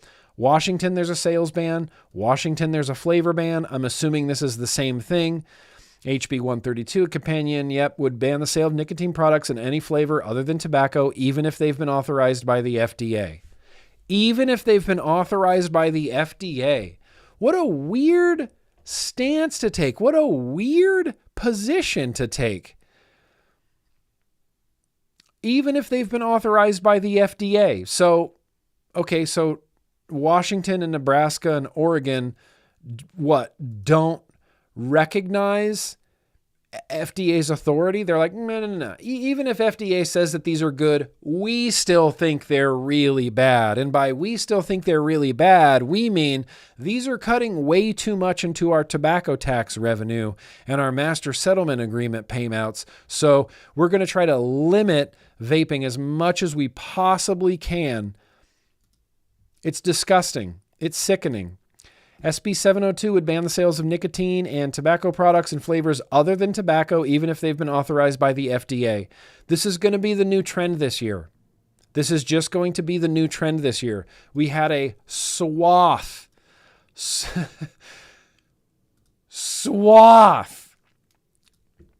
of PMTA registry bills this year, and the majority of them passed. But the majority of the PMTA registry bills that passed, someone correct me if I'm wrong, were not, even if the FDA approves of these. These were PMTA registry bills in the sense that the only thing allowed to be sold in the state would be made by Big Tobacco, would be something with an authorized PMTA. In the future, depending on how the courts rule, if an e-liquid bottle somehow got through and was PMTA authorized, then that PMTA authorized liquid bottle would be allowed to be sold in a PMTA registry state. Now they're going back and amending all of these PMTA registry bills that have already passed to include, even if they've been authorized by the FDA, they're still not allowed to be sold in the state. Washington state has gone way too far, Ken, way too far. Washington lawmakers begin to push ban on flavored vapes. The industry group says this proposal is a solution that's in search of a problem. Yeah, Democratic lawmakers in Washington are pushing this year to ban flavored tobacco products with the support of the state school chief. Yeah, we should all be taking our health advice from the state school chief. State Representative Christine Reeves, Democrat, Federal Way, filed legislation Wednesday on the House side. State Senate Twina Nobles, University Place, is set to sponsor the Senate version. This proposal includes a ban on flavored electronic cigarettes, also called vapes, menthol cigarettes, and nicotine pouches like Zyn. The ban would be effective January 1st, 2026. House Bill 1203 targets so-called entertainment vapor products that include video games or music.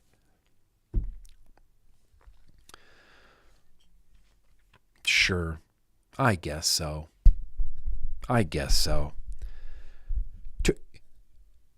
Vapes, entertainment vapor products that include video games or music is the lowest possible percentage of vaping products in the United States. It's like this lawmaker saw one disposable that had a phone on it that could play music, and they're like, well, we need to ban that. And no one told her. And my iPhone was talking to me.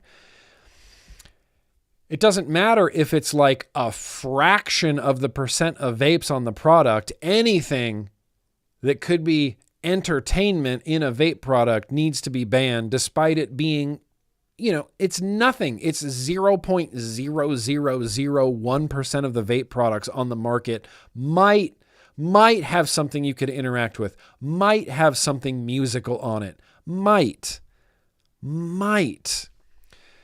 Johnny, yes, this has never been about health. This has always been about control. Literally always been about control. That's what all of this is about. Then this extends beyond vaping. This is AI surveillance cameras. That's no different than a flavor ban. It's another way to control you and what you consume and what you put in the body, and everything that you put in your body and everything that you consume, you have to be approved by the state. Have to be approved by the state. So yeah, Washington getting a big old fat flavor ban, hanging out there all pink and naked. Hopefully these can be stopped. Hopefully these can be overturned. The last shocking piece of information that I wanted to share with you is Lindsay Stroud sent over her worksheet. I hope I'm allowed to show this on the stream, but this is her keeping track of all of the bills that are going on right now. And we can see Washington, Virginia, Tennessee, South Dakota, South Carolina, Rhode Island, Oregon, Oklahoma, North Dakota, New York, New Jersey, Nebraska, Montana, Missouri, Mississippi, Massachusetts, Kentucky again, more in Kentucky, Indiana, Hawaii, Georgia, Connecticut, Alaska. And this is just in January. This is just everything that's been rolled out in January. Washington, Virginia, Tennessee, South Dakota, South Carolina, Rhode Island, South Dakota, Oregon, Oklahoma, North Dakota, New York, New Jersey. And some of it's tobacco, and some of it's pouches, and some of it's vaping, but it's all awful. And it's all about controlling you and what you get to decide what you put in your body. And I am a bodily autonomy guy. I think I've made at least one thing perfectly clear over the years, that I am a bodily autonomy guy. My throat tattoo is a testament to how bodily autonomy I am. This is my throat, and I get to do whatever I want with it. So now there's a stormtrooper with big roses on it. This is my middle finger to society. It's my body. It's literally my body. This affects you in no way. This affects you in no way. Literally no way. But here it is. It's depressing. And this is just, like I said, this is just January. Just January. Oh, South Carolina. Dude, Jangles, you don't even know what's going on in South Carolina. Hang on. No, we're not gonna save this. I made an edit. We're just gonna delete that edit. Let me show you. Hang on. This will be the last thing. Nope.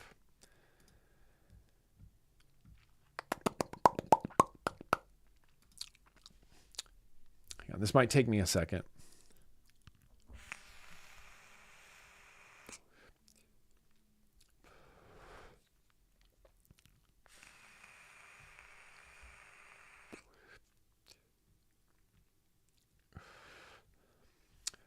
It was just in my notifications.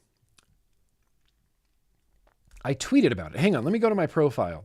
There was an organization in South Carolina that kind of stinks of, Bloomberg nonsense all over it, or at least big tobacco nonsense all over it. The Coalition to Protect Kids, South Carolina. Is that where you are, Jangles? That's what you said? Carolina? Yeah, South Carolina. Here's what's going on in South Carolina, Jangles. The rise of flavored disposable vapes has fueled a 2,600% increase in high school vaping since 2019. Is that even a believable number? 2,600% increase? Weak regulations allow these products to flood our communities, hooking kids on nicotine. South Carolina must act now to stop this crisis. They called it a crisis. A crisis. So Phil chimes in, if that's true, 594% of South Carolina high schoolers vape. Right. Yeah. Here, let's look at the view quotes because mine's going to be in there. Yep. No likes, 20 replies, full-chested lying is comical. Coalition to Protect South Carolina Kids is claiming that there's been a 2,600% rise increase in high school vaping since 2019, but CDC says that smoking and other tobacco use by teens dropped to the lowest level in 25 years. Someone's super wrong. Someone is hyper wrong. Someone is lunacy wrong. That is bonkers to me that CDC says, yeah, tobacco and vapor products, lowest level in 25 years. We just did a report. Here's all the science. And then Coalition to Protect South Carolina Kids goes, I don't think so, CDC. I don't think so. This is a crisis, and there's been a 2,600% raise in teen vaping. There should be a community note on this. At some point, it was pending. Someone had a pending community note on this, but my God, it's just full-chested lying. Just full-chested lying. Like, what's the most ridiculous shit we can think of? And what's the most ridiculous number we could think of? And that's what we'll say that youth vaping is. Because nobody knows anything about youth vaping because they assume that you're not being informed by old GrimmGreen. But the good news is you are. And so you can look at that and go, no, that's BS. That's BS. BS and a half. BS times infinity. I'm going to wrap it up. That's the end of the news. I appreciate you guys.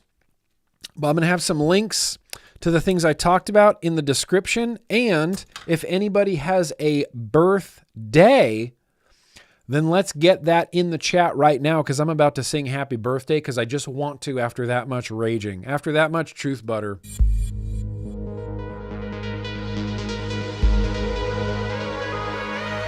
We're also going to check in on some super chats here. Absolutely. Oh, look at that. Paul Cole. Paul Cole, stay cloudy. Just because Grimm and the yo-yoys rule, best people ever. Paul Cole, I love you, Paul Cole. I love you, Paul Cole. We're better off with a Patreon with you in it, Paul Cole. You dipped into the Patreon, and I love it. It's my favorite thing when people dip in and just get along, and they're like, these are my people. Yes. Paul Cole, we are your people. You are us. You are one of us. One of us. One of us. Thank you, Paul Cole. I appreciate you, man. Stay cloudy, bro. Always. Chasing Clouds and Flavor Reviews. Thanks for the recommendation on the Dead Rabbit MTLR TAV2. It's a banger. I have a mango net in it right now. It's incredible. That sounds delightful. I still need to try some net liquids, I suppose. Some net liquids. But, I live in California. Net liquids. I do have some Black Note. I do have Black Note net e-liquids, I believe. In fact, I think I have a bottle right here. Yeah.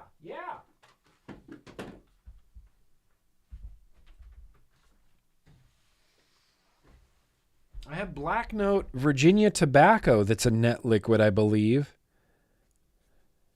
Naturally extracted from real tobacco leaves. It says not for sub-ohm use, but it's 3 milligram. It says not for sub-ohm use, but it is 3 milligram. Only for low wattage mouth-to-lung devices, and it's 3 milligrams. So, I don't know. I've been a little bit skeptical of that, but I really want to try it. I really want to try it. I noticed on that spreadsheet you showed the legislation against vaping. There was one bill I noticed that would repeal the menthol and e-cig flavor ban in Massachusetts. Yeah, there was one. There was two of those actually. There was one, I believe. Here, let me just reopen it and peruse. There was one for. Yeah, see, it's confusing with Massachusetts though because they seem to be like constantly contradicting themselves. There's 1, 2, 3, 4, 5, 6, 7, 8 bills going through Massachusetts right now. One is an age restriction, an act to protect youth from the harms of tobacco and e-cigarette products. That's an age restriction. An act to create a nicotine-free generation. That's HD 2372. An SD 1317 is the same thing. Yeah. SD 882 is an act to repeal the state menthol ban. But I don't know how that coincides. Like, I don't know how that jives with an act to create a nicotine-free generation. Because it seems like an act to create a nicotine-free generation would include a menthol ban. They also have taxes on all oral nicotine products, an excise tax, a relative excise tax on oral nicotine products, an act to protect youth from nicotine addiction, and then HD 1382. And there's links. I haven't obviously gone through all of these. Section 1, here, we can't read this. Every license is required, return to the customer, any amount of federal excise tax, less than 8 mils for each e-cigarette. You know, it's bill nonsense. It's bill nonsense. 9 times out of 10, what I do is feed all of this into ChatGPT and say, what the fuck does this mean? What are they talking about? Condense this down into like a paragraph with bullet points for me. Act to repeal the state menthol ban. Let's see. Let's try that. Can I feed this into ChatGPT? Nope. Come on now. Let's see what ChatGPT has to say about it. This shall take effect. I need...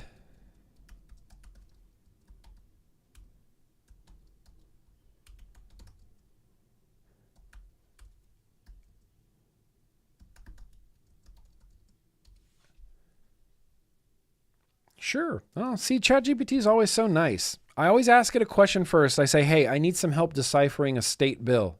And she always says, sure, just upload the bill. I'll break it down in simple terms for you. Let's see what they have to say. This bill primarily focuses on restricting the sale and distribution of flavored electronic nicotine delivery systems, commonly referred to as flavored vapes in Massachusetts. Here's a breakdown of the key sections. Okay. Characterizing flavors. Yeah. Constituents. It's a full ban. Notably, flavored ends as defined as any vape product that contains any ingredients producing a distinguishable taste or aroma other than tobacco. So they're going to repeal a menthol ban for cigarettes, but introduce a menthol ban for vapes.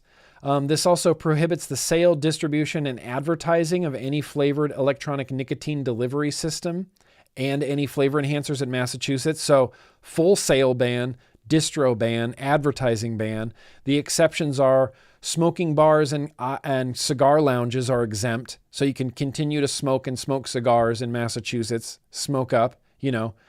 How else are they supposed to get that MSA money, you know? Okay, this has an exemption for FDA authorized products.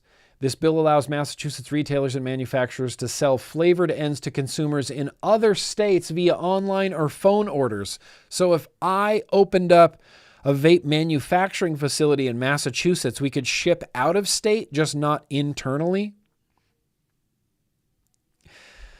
If a manufacturer claims or advertises that the product has a characterizing flavor, it will be considered presumptive evidence that the product is flavored and therefore be banned. Violations will result in fines consistent with existing tobacco regulations.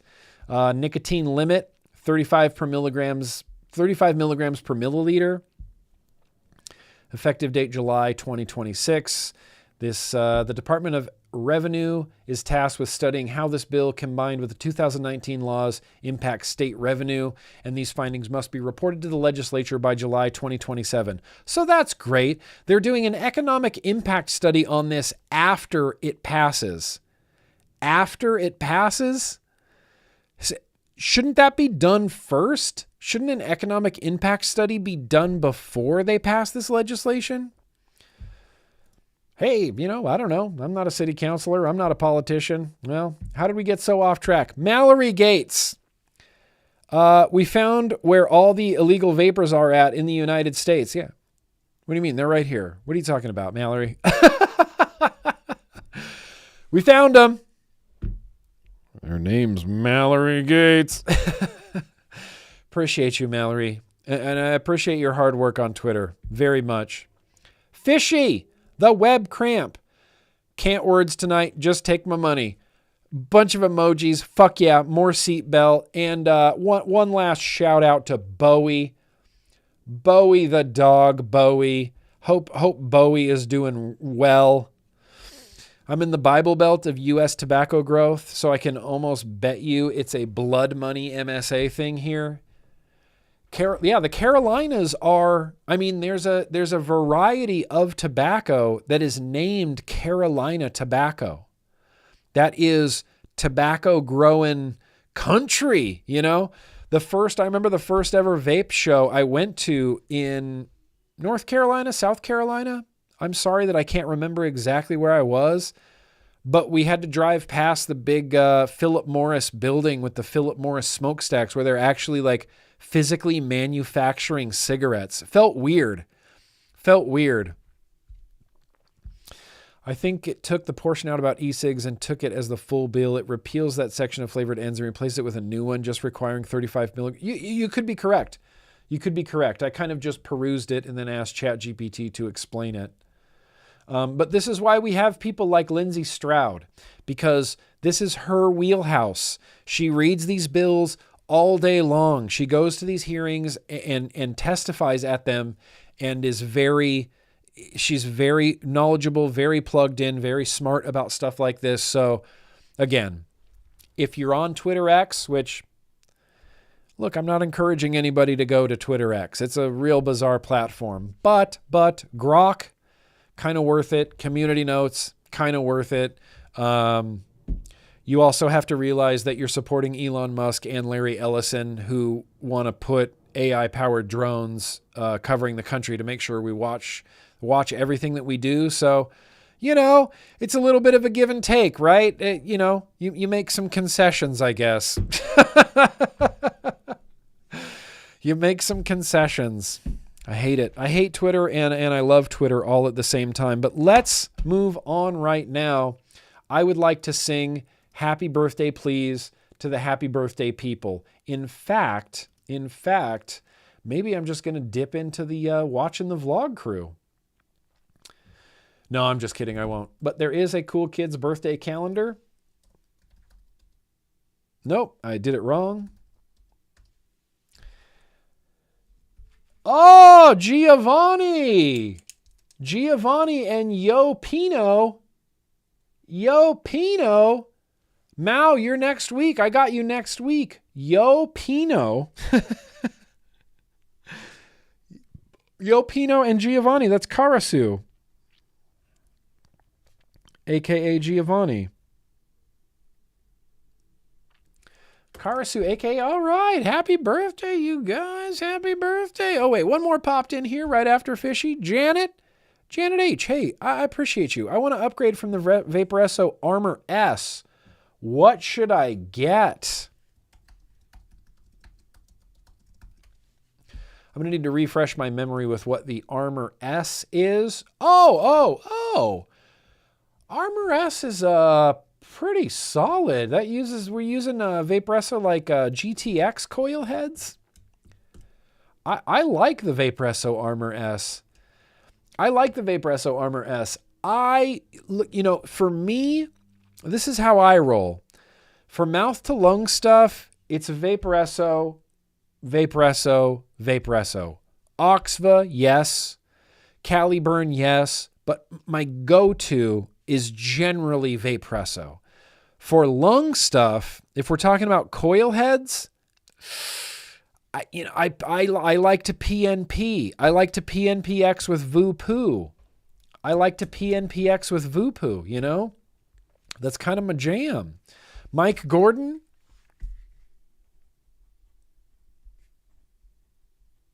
Hell yeah. Happy birthday, Mike Gordon. We're going to get you in. We're going to get you this birthday. Yeah, microwave oven. A second Armor S. It's, the Armor S, it's a tough one to beat. It's durable as shit.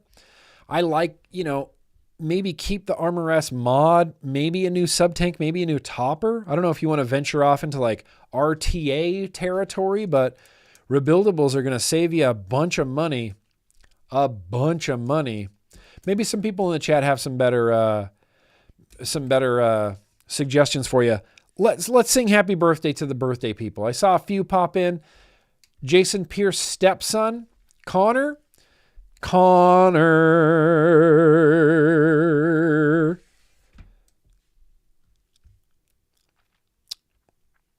Who else? I saw no more. Few more? All right. Yeah, listen, honestly, hang on. No, I'm not going to go there. Let's sing happy birthday. And a 1, and a 2, and everybody sing happy birthday to you. 3, 4. Happy birthday to them. Happy birthday, dear J415. What? Pew, pew, pew, pew. Also, Yo Pino. Also, Karasu, a.k.a. Giovanni. Also, Mike Gordon. And lastly, Connor. Happy birthday to you. Skip around the room. Skip around the room. You know what to do. You skip around the room. Skip around the room. Skip around the room. You know what to do. You skip around the room. Is that true, Ern? Skip around the room. Happy freaking birthday, you birthday people. You're great. It's your birthday. I hope you get to do and experience and eat anything you want.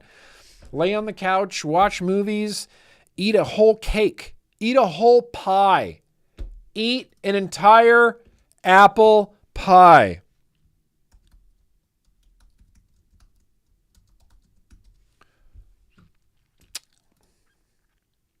I'm just here to fact check. Ern,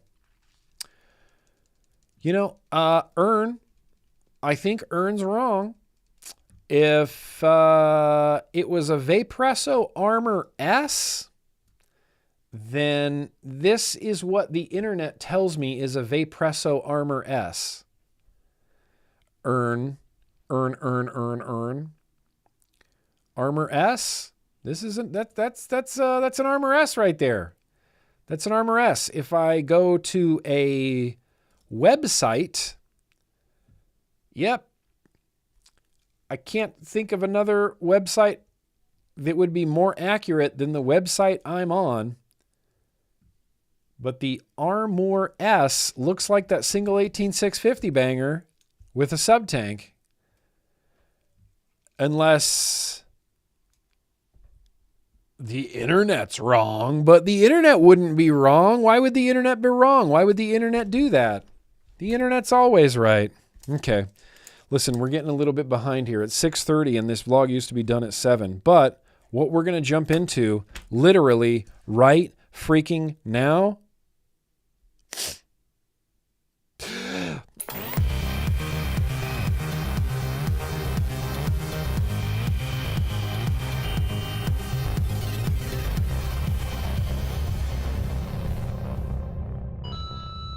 Hey, no sweat, Ern. No sweat, Ern. I don't take things like that personally. And neither should you. And neither should you. Sir Ian, Sir Ian, Sir Ian, Sir Ian, Gandalf. You shall not pass. Sir Ian, Sir Ian, Sir Ian, Sir Ian. All right, well, that joke didn't land, but that doesn't mean that we're not going to have a very random liquid tasting or a retro vaping right now. It is going to be voting, you know. Why do the vlogs run long? I don't know. So many reasons.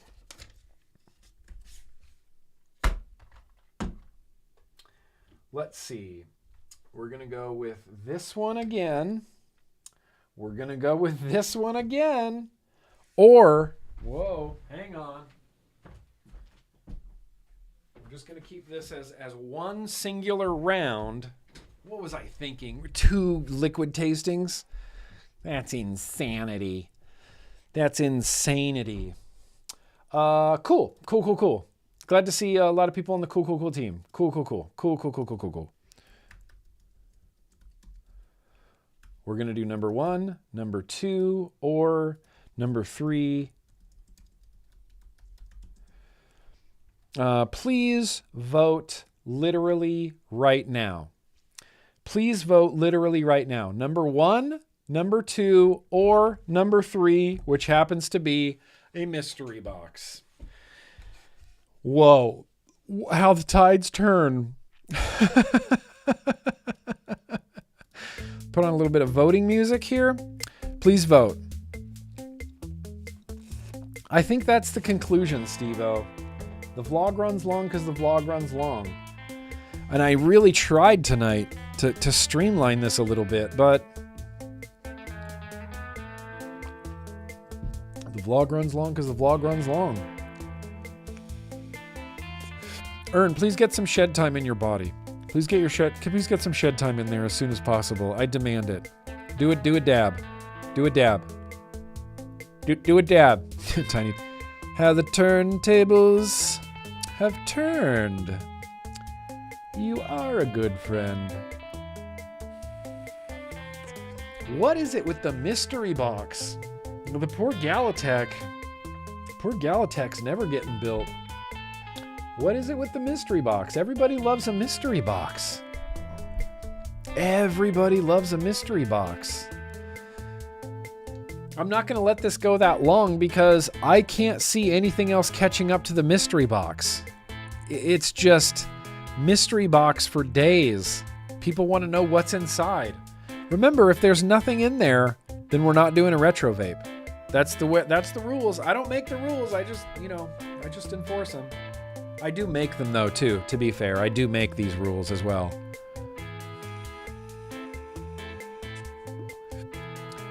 It's got to be the mystery box. It's got to be the mystery box.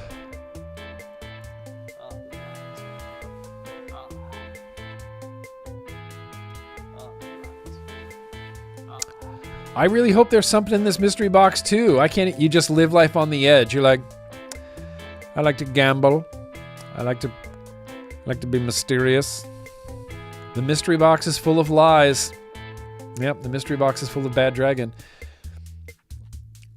If there's nothing in there, Grimm shotguns a tall boy lager. Whoa, slow down. Here's the thing. The Weihenstephaner's gone. Shit's gone. That's it. I've consumed it all.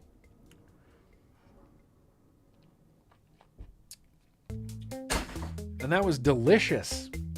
That was a good ass beer. What a good ass beer. All right. Let's see. Maybe number 2 could take it, but there's no love, you know? There's no love there. Next week, I think we're just going to have to do a mandatory liquid tasting. Who does number 2 work for? You tell that turd who's boss. Trust the box, MechMod Mike. Oh, what's up, MechMod Mike? Trust the box. Trust the box. Yep. Yep. Mystery box. Hang on. You know what? While we're voting right now, let me just take a real quick bio break. Real quick. I'll be right back.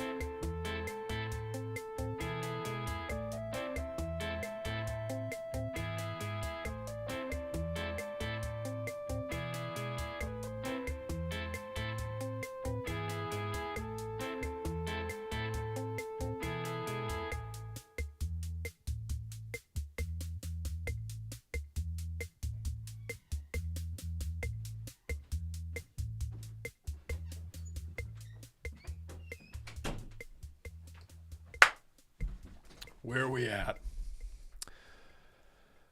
All right. Well, with 67% of the vote, the mystery box. Okay, you go away to wait for an audience of less discriminating tastes. You go away. Galatech, you'll never get vapes. You're just a placeholder now. All right. Throw that right in the trash.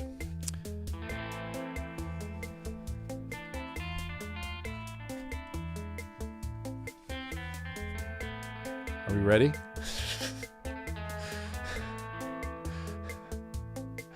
Are we ready? No, I haven't heard from Mike D in a hot minute. That's a good point. I have not heard from Mike D in a minute.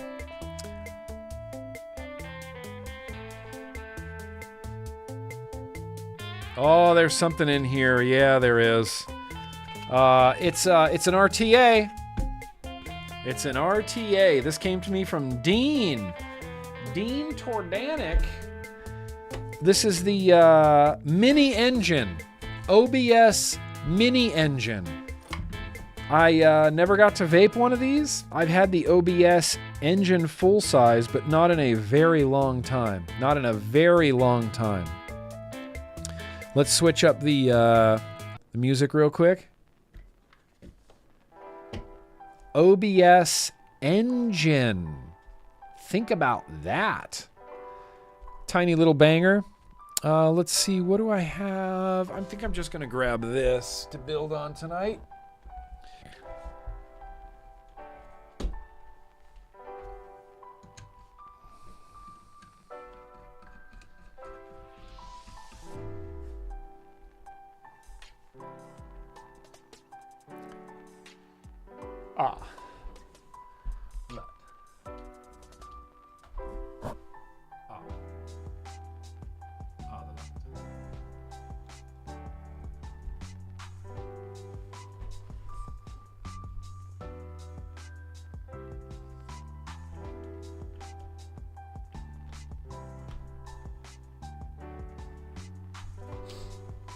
Can't imagine why this is not working right now.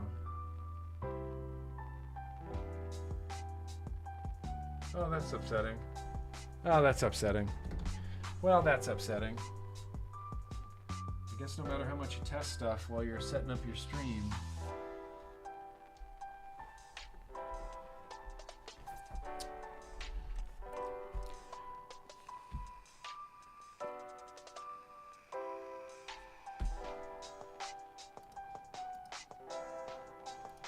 Nope. Wow, it won't even recognize it.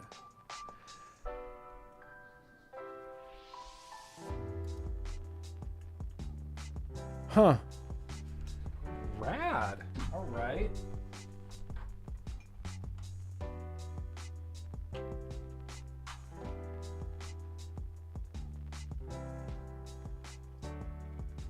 trying to see what the actual problem is.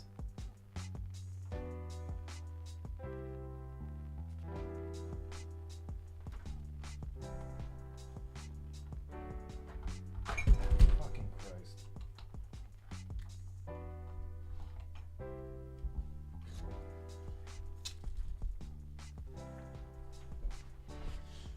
Whoa, all right, never mind. We don't get any up-close camera tonight. That's unfortunate. That's unfortunate. What if I swap it like this? Fuck. Such bullshit.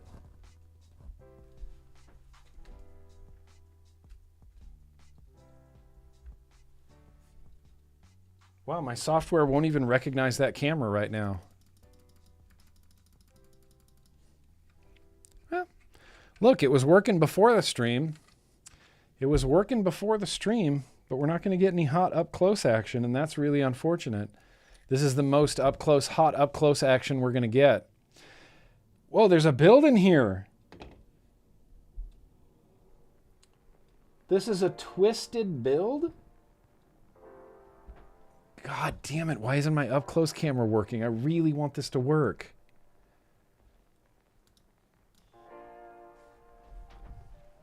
That's kind of unbelievable to me.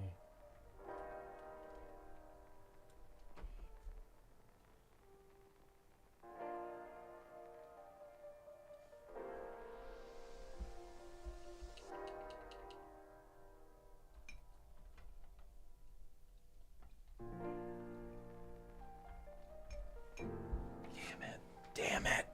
Damn it. Well, this does have a sick build in it, and if I had a camera that worked, you could see it.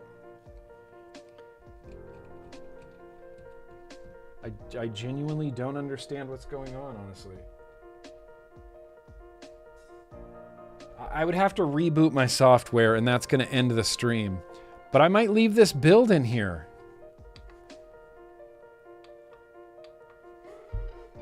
Dean Tordanic left a build in here that is straight up twisted wire.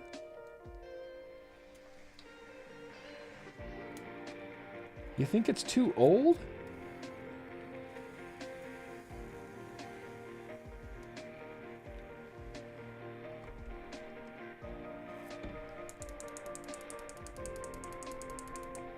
God, that's so fucking frustrating.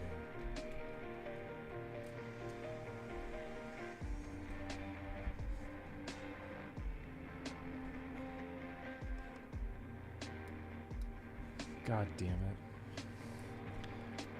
Dangleclax upset me so tremendously. It won't even...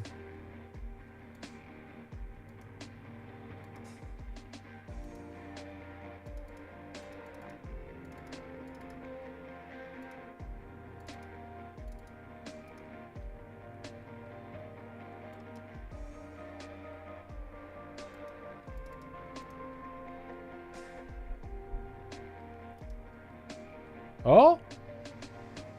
Huh?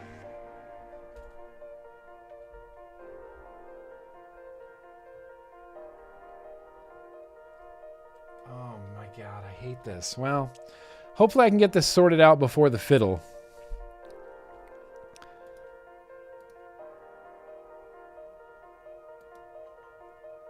Why does it want to show my iPhone screen? Well, here's the thing. That's as close as we can get. But it looks like Dean Tordanic. It's just Dangleclax, you know? It's just Dangleclax. Pull it out, Dean T? Really? You think I should pull this out? What if I want to vape it? All right, I'll pull it out. I'll pull it out. That's what she said. I'll pull it out, Dean. Dino Tordanic.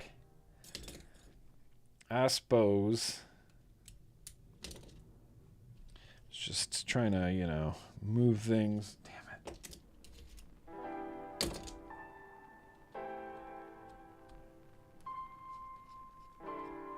It's a velocity deck.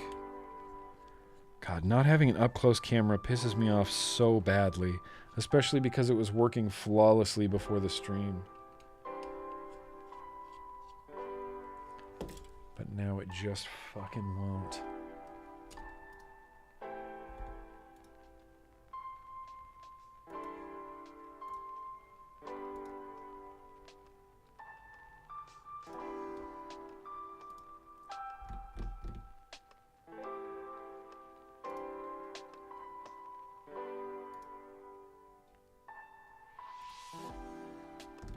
Damn. I don't know why I keep trying the same things over and over again. I'm like, well, maybe if I flip the switch again, it'll work.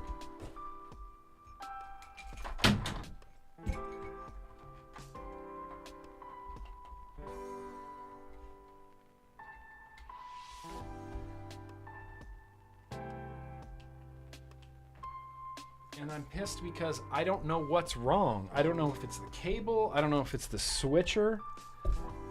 I don't know if it's my capture card. It could be a multitude of things.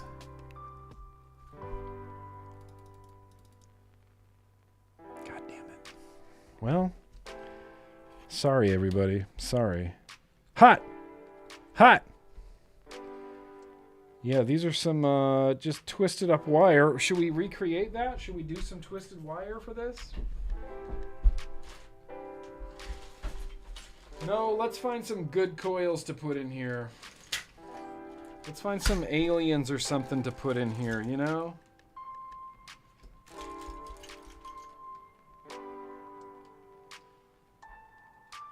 Boros tri-core staggered fused Claptons.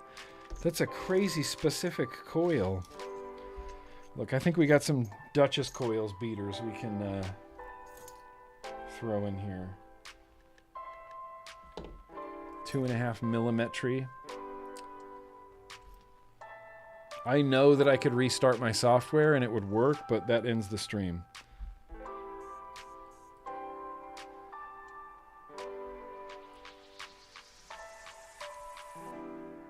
Oh God, I lost a screw, Dean. Oh no, I didn't. Okay.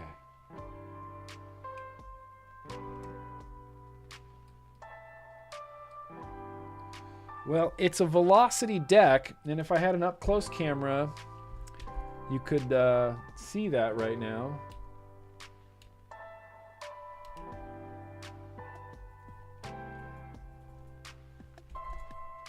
Fucking hell, that pisses me off.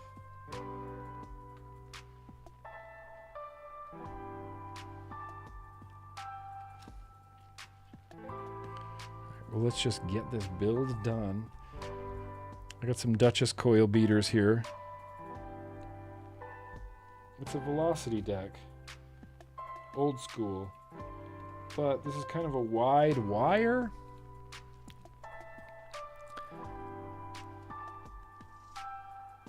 Let's see, we either go fully retro and do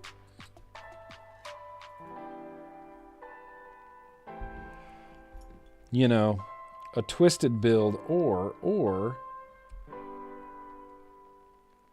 we take a retro vape and we put new modern coils in it. I think that's what we're going to try.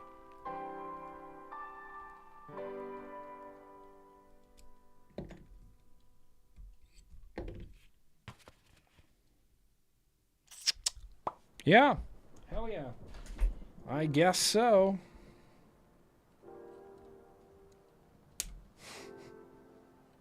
Dicky Mo. Dicky Mo.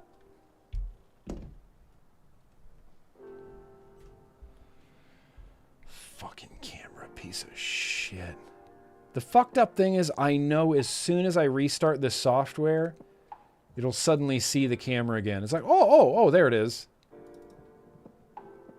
And I hate it because it was working. What the hell just happened?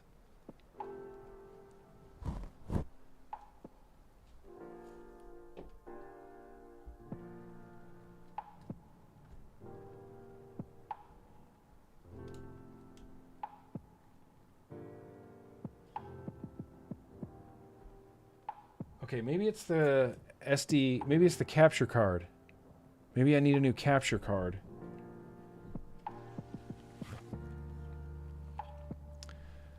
Maybe my cheap capture card finally died. Frustration Nation. But it's a velocity deck, so it shouldn't be super frustrating. The only thing that looks frustrating about this is the wicking. Wicking looks frustrating.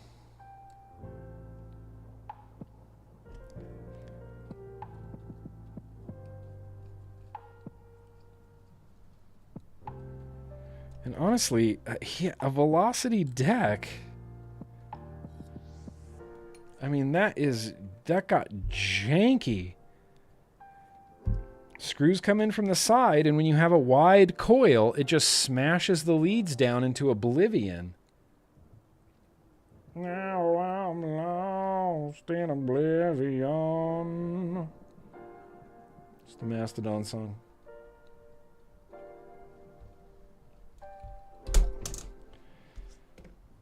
Why do hex keys get stuck like that? Why do hex key screws, why do Allen key screws get stuck like that?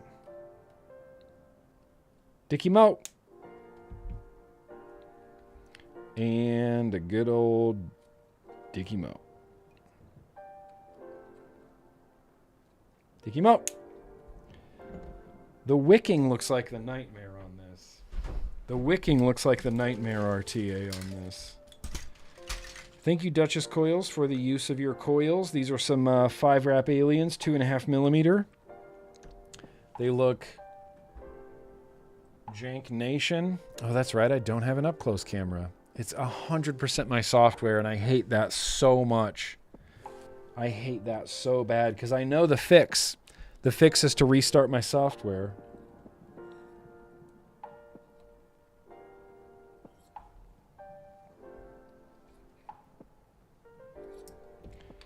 But the good news is you guys can't really super judge me for how janky these are. Because you're not going to get a close enough look.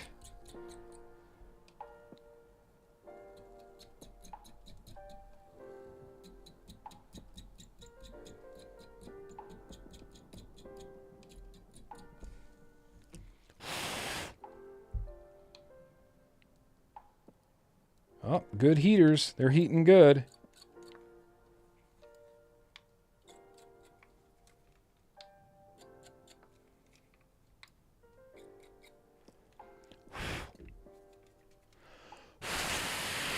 Well, what's the point in turning my camera on? It's just going to waste battery.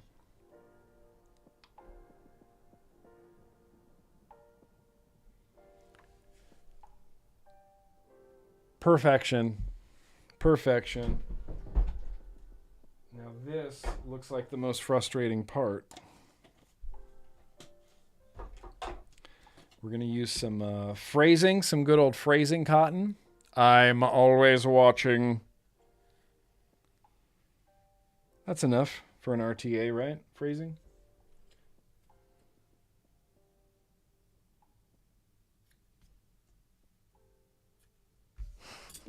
I can tell that's too much cotton. I feel like whenever I cut too much cotton off, phrasing just senses it. He just sits up at his desk and he's like, GrimmGreen just cut too much cotton.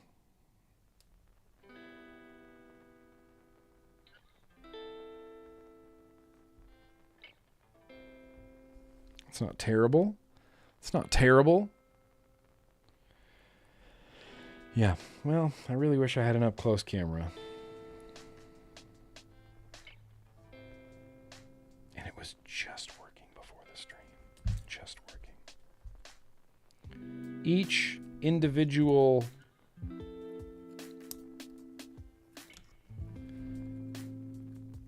wick has its own little teeny tiny wick hole. And that is the single most annoying possible way to wick. And so many RDAs did it for so long. So many RTAs did it for so long. Oh, Well, it's a coil with 2 wicks on the end, and each wick should have its own teeny tiny little wick hole.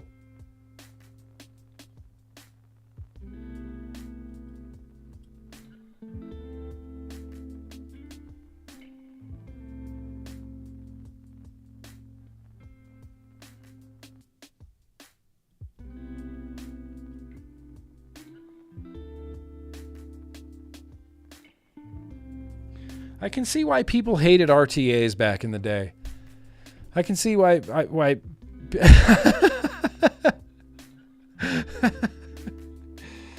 I'm sorry, phrasing. I'm sorry. I'm just rushing. I'm rushing. I'm in a rush. You know? Was that too much cotton? Was that really too much cotton? Could have made a t-shirt out of that cotton waste? What are you on, team phrasing, Swazzy? Hey. Steve-O. Yeah, I did.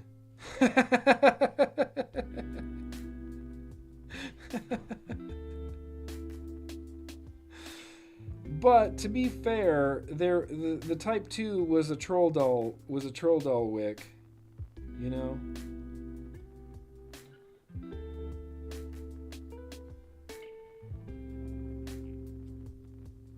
Okay, you tell me.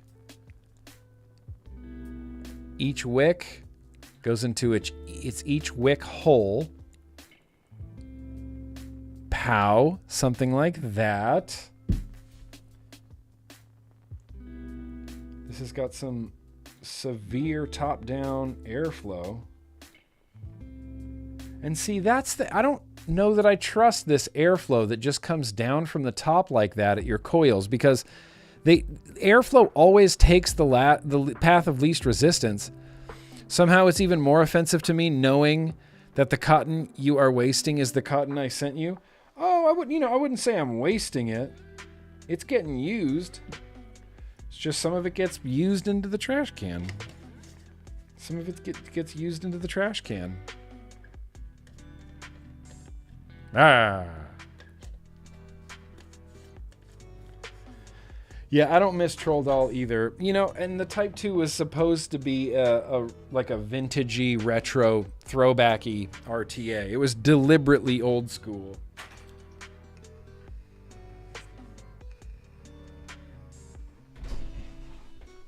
You think I could throw some of this net tobacco in there? Let's go Duck X. We're going to go Duck X today. I apologize that my up-close camera is not working well at all right now. It's just straight up broken. Yeah. My software does that thing. Never mind. You wouldn't know. It does this thing where it turns clear when something's really fucked up. And it turned clear.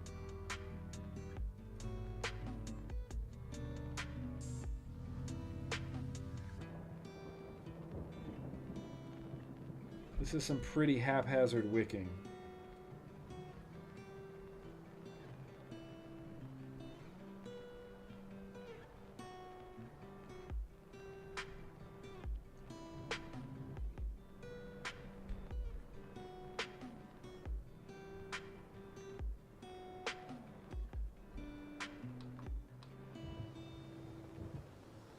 No. That looks like vapors to me. I'm not really sure. But I'm going to do some wick management.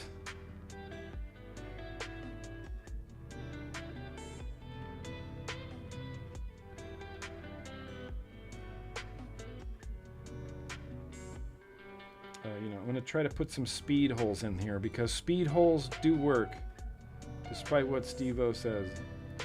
Speed holes are reality. Actually, this might actually wick.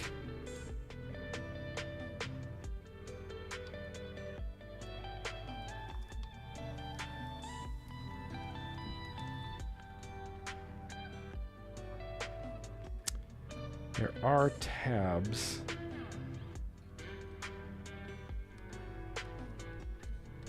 Yep. There are tabs. And wait, does this have to fill from the bottom? Does this fill from the bottom? No.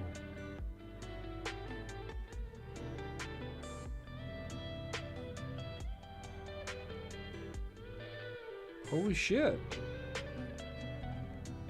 This fills from the bottom? I find this so hard to believe. Oh no, okay, I'm an idiot. This pulls up. This pulls up. Fills from the top. Fills from the top. I thought, that can't be that old school of an RDA. Or TA, rather.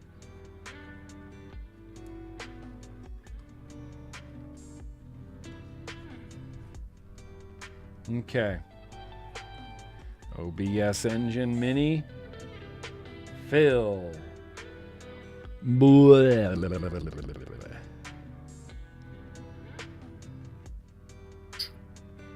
Holds way more liquid than I was assuming it would.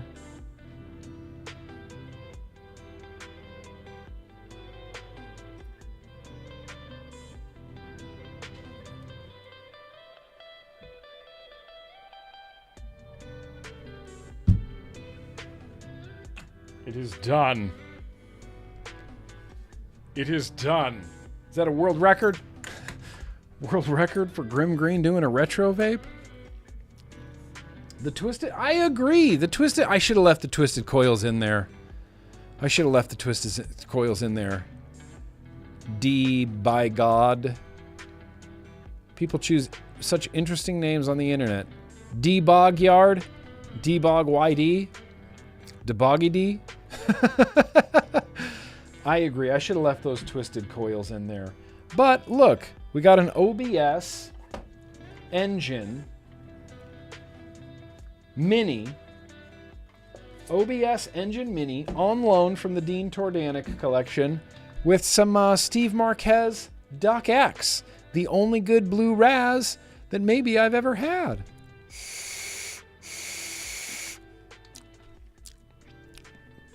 It's a 0.14, so I'm obviously going to turn up the wattage on this. Oh, fucking camera's still not working. Well, luckily I don't need it the rest of the night, but I got to work through that dangle clack before next Tuesday.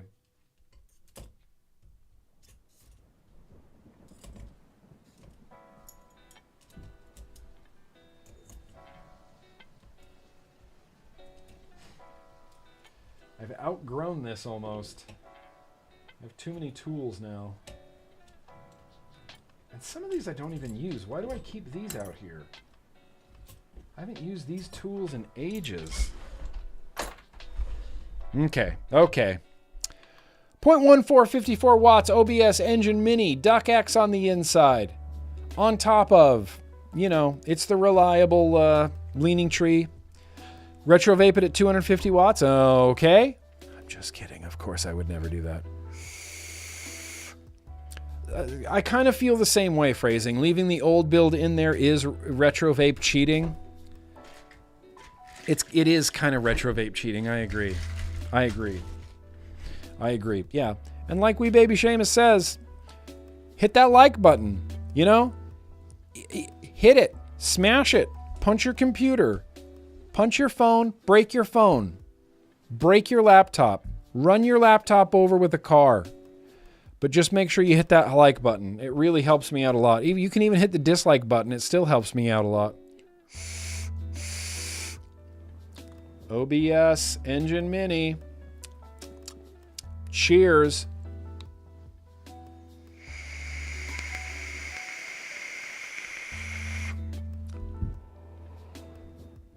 That is truly and honestly a really delightful vape. I mean, I guess both of these are retro. The Leaning Tree is from 2014. Woo! Dropped it. 2014 at least. It's my longest running device of all time. Leaning Tree is not even a company anymore. Leaning Tree Wood Mods. Number 6. It's just LiPo. It's one of the only LiPo mods that has not ever failed on me or let me down in any way.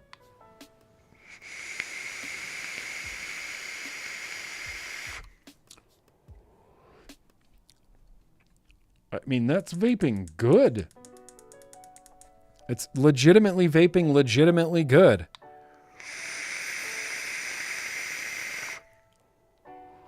The Duchess coil's giving me a little bit of crackle? What's going on in there? Crackle?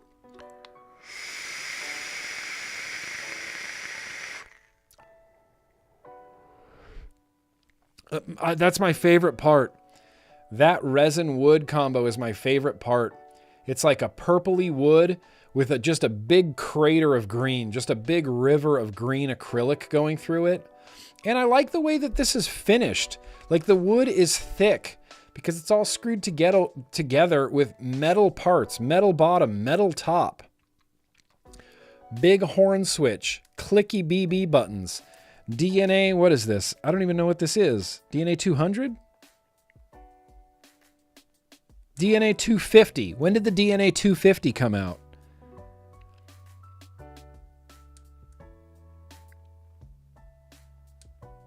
God, the DNA 250 was such a good chip. Can I get old DNA 50s and put them, DNA 250s and put them in that dual battery squonker that might or might not be coming out? These Duchess, you're not kidding around. These are Flavortown. This is delicious.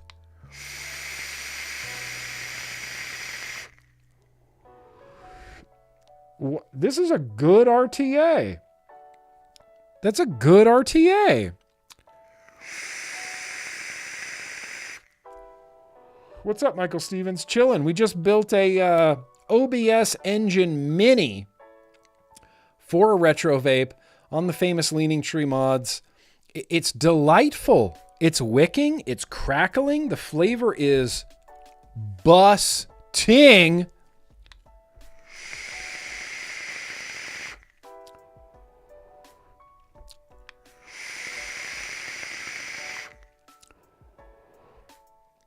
Busting. This is busting. Dude, Duchess makes good coils. Listen, Duchess has come a long way in his coil building. I don't want to make him sound like he's the most improved student or anything like that. But the old Duchess coils compared to the newer Duchess coils that I have, there is a noticeable difference. Noticeable difference in quality. They're real good.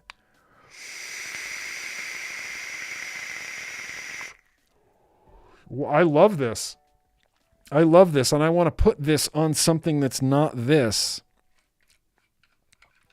I want to put this on something a little bit more Kaiser Permanente.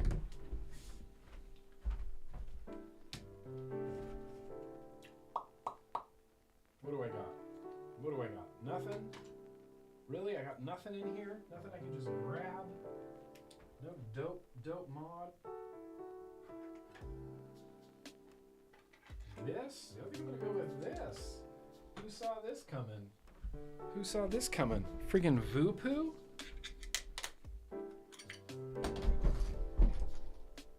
I wonder if the single 18650. Ooh, battery rep's coming off. Nice ODB, real nice. I wonder if this will run this, because that's a dope little combo right there. Yep, it's going to set it to 65 watts. Cheers.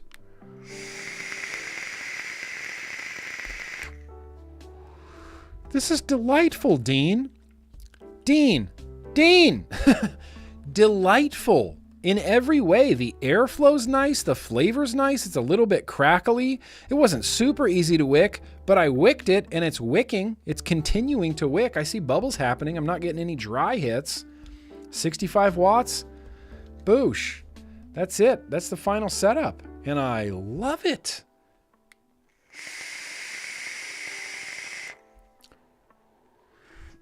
I don't know how this is so good. I don't know how this is so good.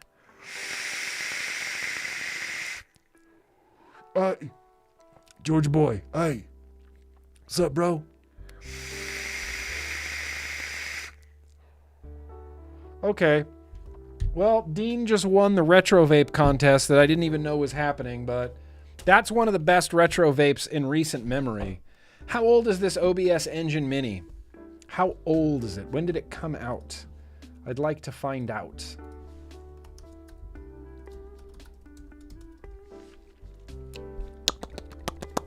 Yeah, that's not gonna...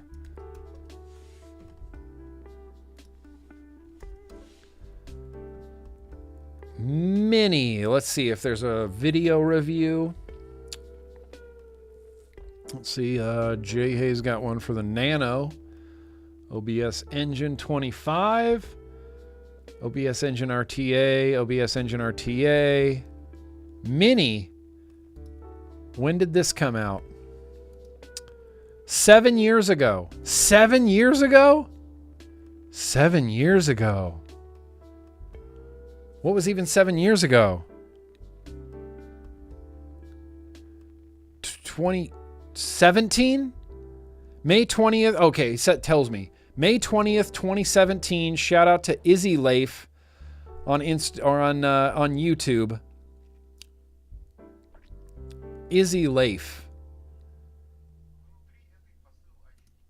Still doing vape stuff. Oh, he does mostly tech stuff. Mostly tech stuff. Some vape stuff in there, I suppose.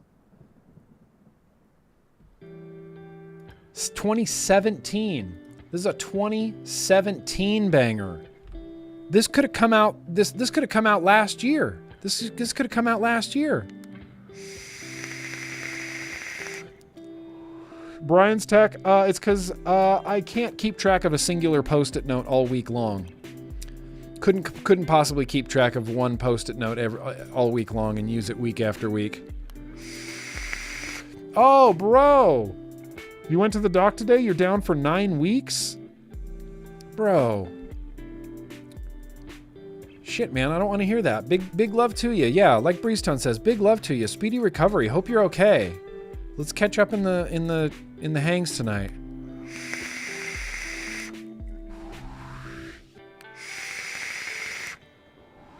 This is a good RTA. That's it.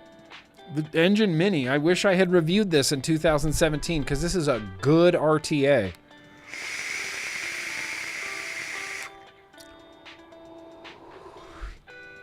Kev Club says 2015. Maybe that's right.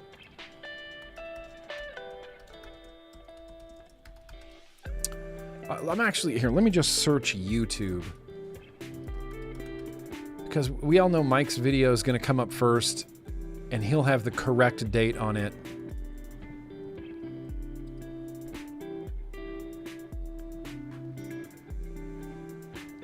Okay. Okay.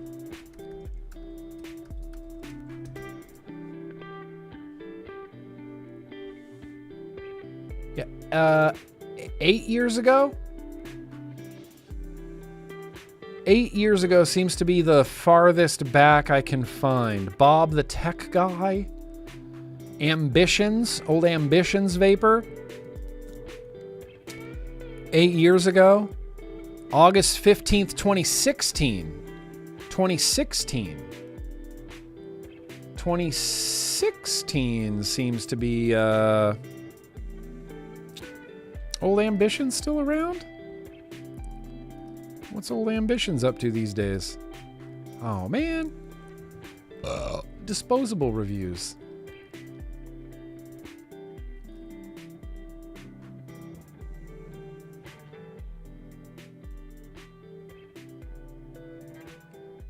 Disposable reviews. That's a bummer.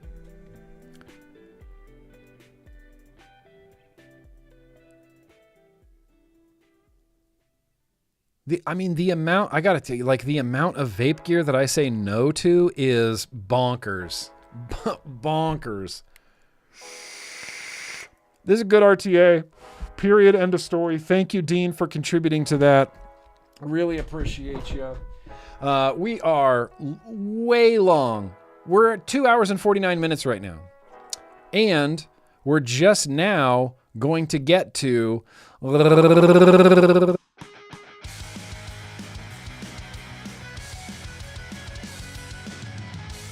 I don't have a lot of mail this week. This is not going to take long.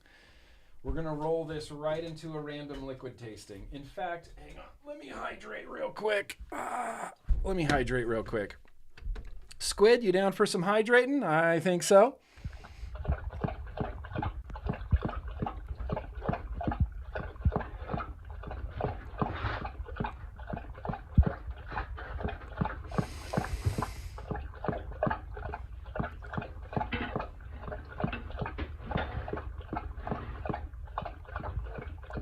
Whoa. Cannot keep up with squid, Seamus. I cannot keep up with squid. Oh. All right. Let's go for this. First things first. Yeah. I secretly opened this and stole something out of it, but I need to call attention to it and open it on the vlog because look, you know what this is. Yeah.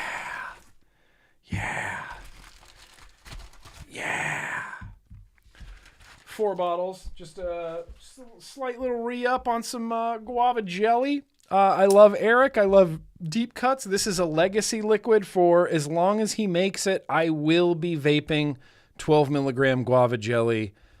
This is everything. This is everything. This is one of my favorites in the history of favorite liquids. It's deep cuts guava jelly, deep cuts guava jelly. I don't know what else to say. Deep cuts guava jelly, baby. Okay, this is a Jason package. This actually might be something I can't show you.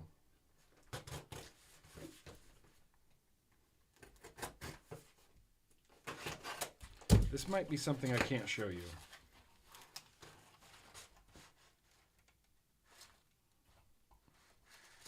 Oh, no, maybe not. Whoa. Oh, I can show you this.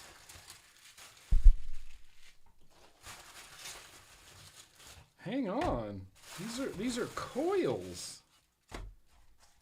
What?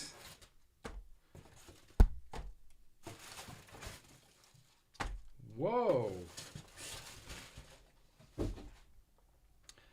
Okay, yeah, so this is, these are coils.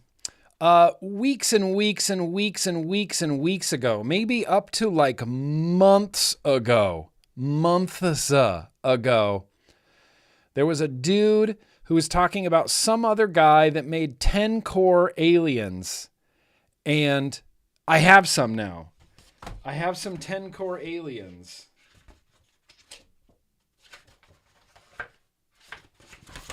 Don't know what that is. I got some 10 cores. Serenity now. Open here. What?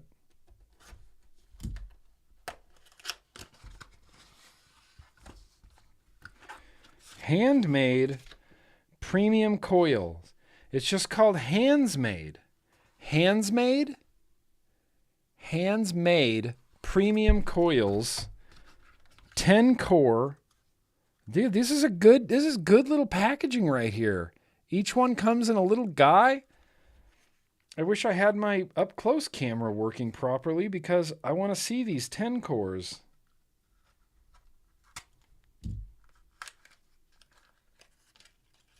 Thank you. Oh, that's so nice. Oh, that's so well packaged. Oh God, I wish I could show you this.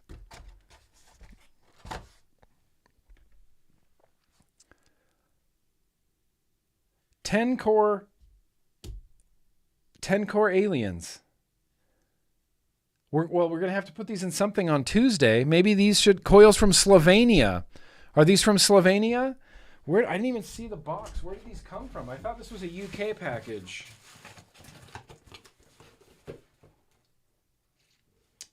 Oh, yep, says right on there. Slovenia. Slovenia I got me some 10 core coils. I ain't never had a coil like that before. And I can't imagine the process of packaging these all by hand. But I have a wide selection.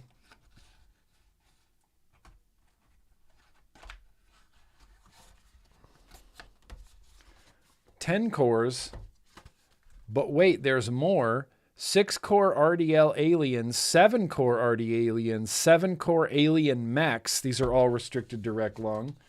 But then there's 6-core alien mouth-to-lung classics. 6-core MTL alien plus. So many QR codes on the back of this packaging. Designed and produced by Handsmade. I can't link to any of this. And I can't show the back of the packaging because there's web addresses everywhere and QR codes everywhere. But I'll post a picture on Instagram with maybe the QR codes so people can figure out where to get some 10-core Handsmade alien, 7-core alien RTA, specific for an RTA, 7-core aliens.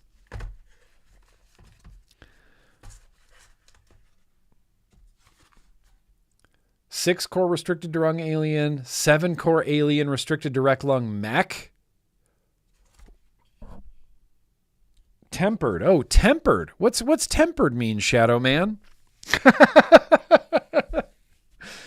What does tempered? Tell me about tempered coils. Ah, the light.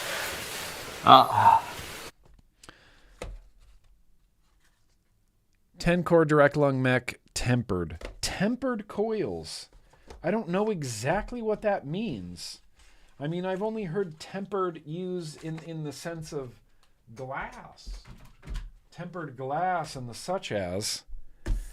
Damn. Hell yeah. Handmade premium coils. Hands-made.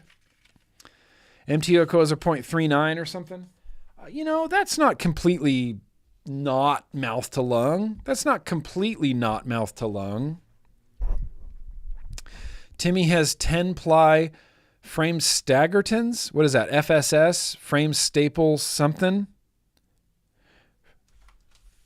Staggertons? 10-core? 10-ply? It's like annealing wire. It's like annealing wire.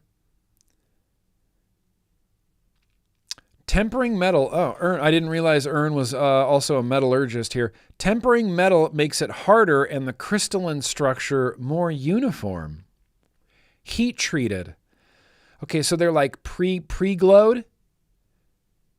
Heated and quenched, more rigid but more brittle. Oh, okay. Okay. Well, listen, on Tuesday, I have a Asgard Mini 2 back there that needs, I feel like I was waiting for the Asgard Mini 2 to put these 10-core aliens in there. 10 cores? 10?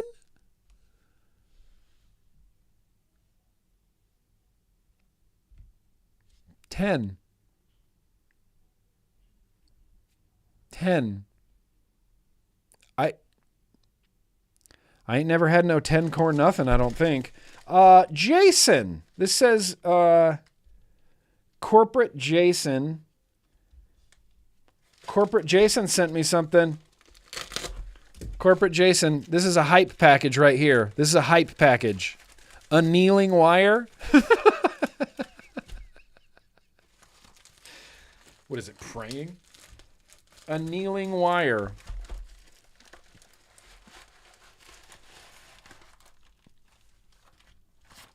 Wait, there's some literature. Oh, I know what this is. I know what this is. I know what this is. I know what this is. Wow. That is really, look at that. From the Office of Corporate Jason Vapes. 100% official. Yo Nick, enclosed are some extremely limited edition. You guys have to see this. This is the best. This is legendary. Limited edition. Limited edition. See, this camera's not going to catch it. Oh yeah, it will. See what it says right there? See what that says right there? Dickie Mo. Extremely limited edition Dicky Mo flush cutters for coil installation or whatever else. Dicky Mo is laser etched onto each one to further remind you to say the magic words of safety and wire cutting wisdom. Absolutely. Man, that's very well said. 7 sets included, 1 for you and 6 more for Boosh boxes?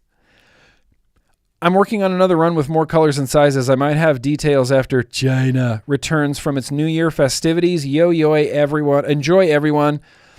Corporate Jason, hashtag Corporate Jason. Sergeant at Arms. Oh, watching the vlog crew.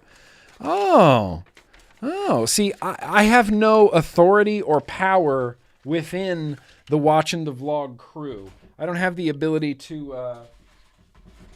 wait, I got to save the note. I don't have the ability to promote anybody in the watching the vlog crew. Fuck yeah, Dicky Mo. Flush cuts, Dicky Mo, to remind you the safety words of wisdom. Dicky Mo. All right, well, let's see. Maybe I'll keep all of these myself. No, maybe I'll keep 1 pair. We got some, Boosh boxes are definitely going to get some Dicky Mo cutters. Limited edition of the original run of Dicky Mo cutters. Let's see. Do I have any wire here that we can just trim just to see how they cut, you know? Let's grab some 24 gauge Anarchist here. Let's see how they go. The light. That was nice. I mean, that felt like a good cut. Ready? Say the words. Dicky Mo. Oh, Dicky Mo. Oh, yeah. Dicky Mo. Dicky Mo. Dicky Mo. Oh, that one went flying. I didn't say it correctly. I'm just wasting some wire right there. Nice. And they cut well? Hell yeah. Jason. That's cool as hell, man. Legitimately, that's cool as hell. And I'm going to keep these, and I'm going to use these. These will most likely be my favorite cutters in the history of cutters. In the history of cutters. Now, here's the thing. This package has a great story. This package has an unbelievable story. This is my favorite package of the week. I mean, look, the Dicky Mo cutters, it's hard to top the Dicky Mo cutters. But these might beat the Dicky Mo cutters just by a little bit. So if anybody remembers, oh my God. Oh, I'm so excited about this. I've talked about my buddy Jim. That's just what I call him. My buddy Jim. But my buddy Jim and I were basically an inseparable couple from like... freshman, he was a freshman in high school, and then throughout all of high school, well into our 20s, almost into our 30s, we were just inseparable people. We were in a band together. We played in the Uplifted. We were in the Christian death metal band together. He's a wonderful human. I love this man. I love Jim. I love Jim. He's spectacular. Well, way back in 2023, I got tickets to go to Furnace Fest in, I think it was in Alabama that year. I got tickets to Furnace Fest because Furnace Fest is like, it's the fest I've always wanted to go to. Furnace Fest. Oh, Furnace Fest.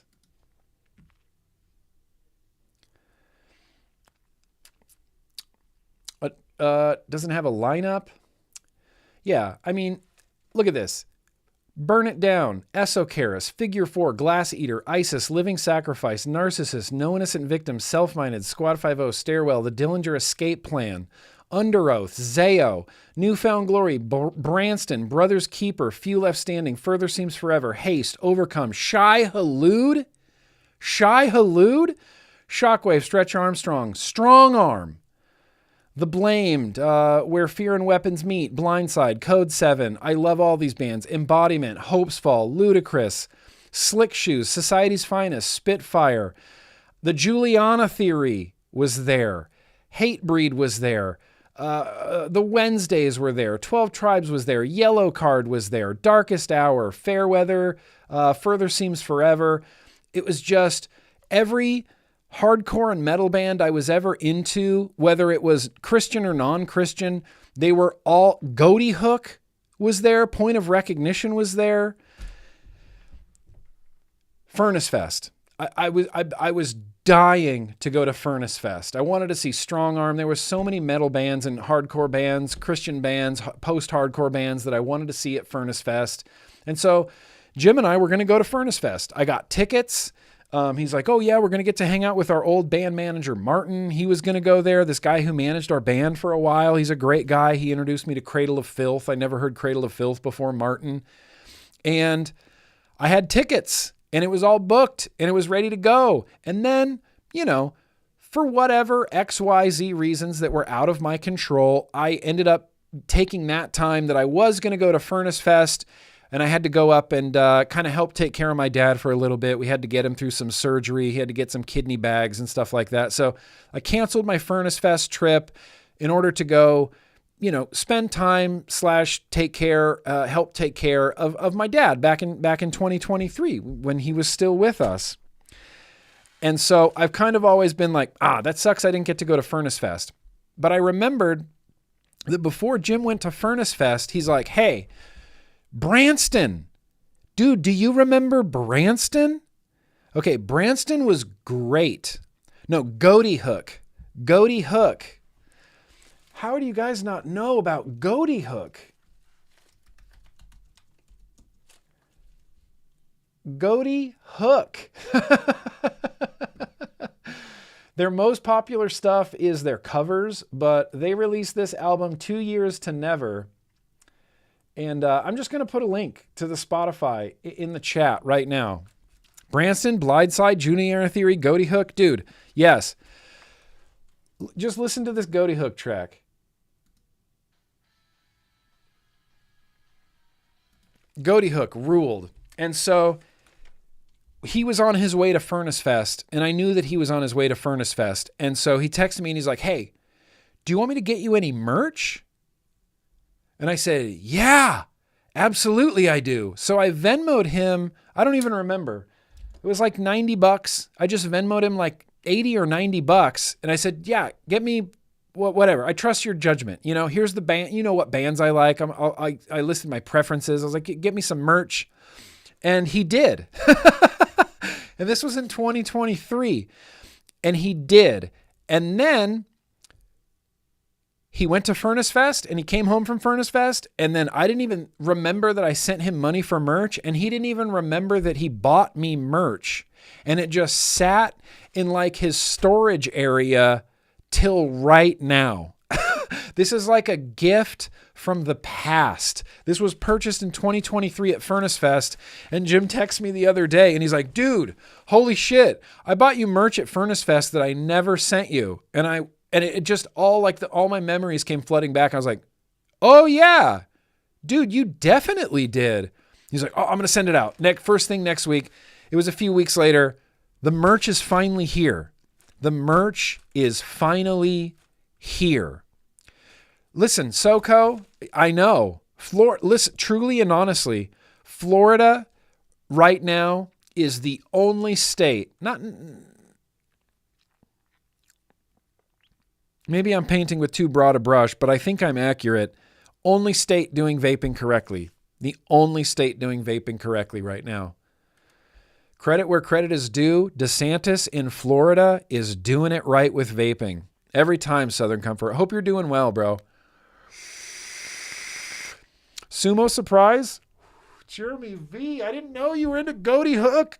Sumo Surprise ruled. Ookla the Punk. Get out of here, Ookla the Punk. And or there's a song about Samson. They told the Samson story in a song. Oh, it's so good. Oh, it's so good. So anyway, this is the merch.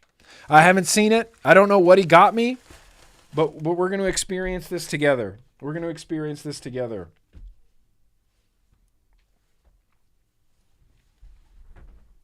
Oh my God. Give it to me.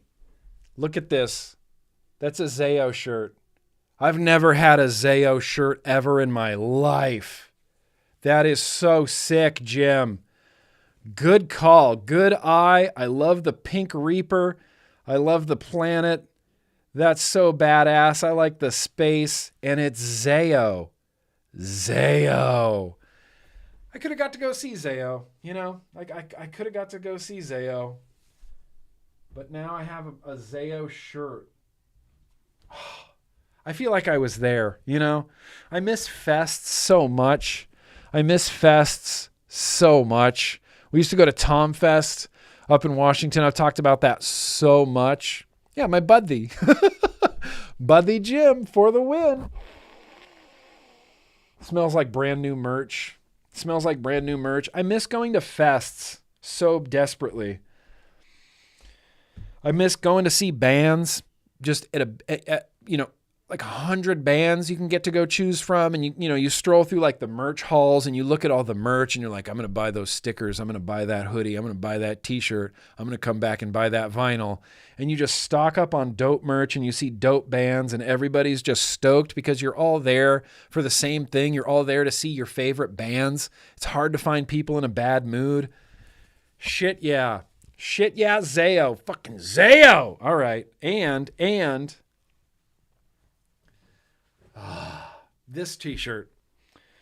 Living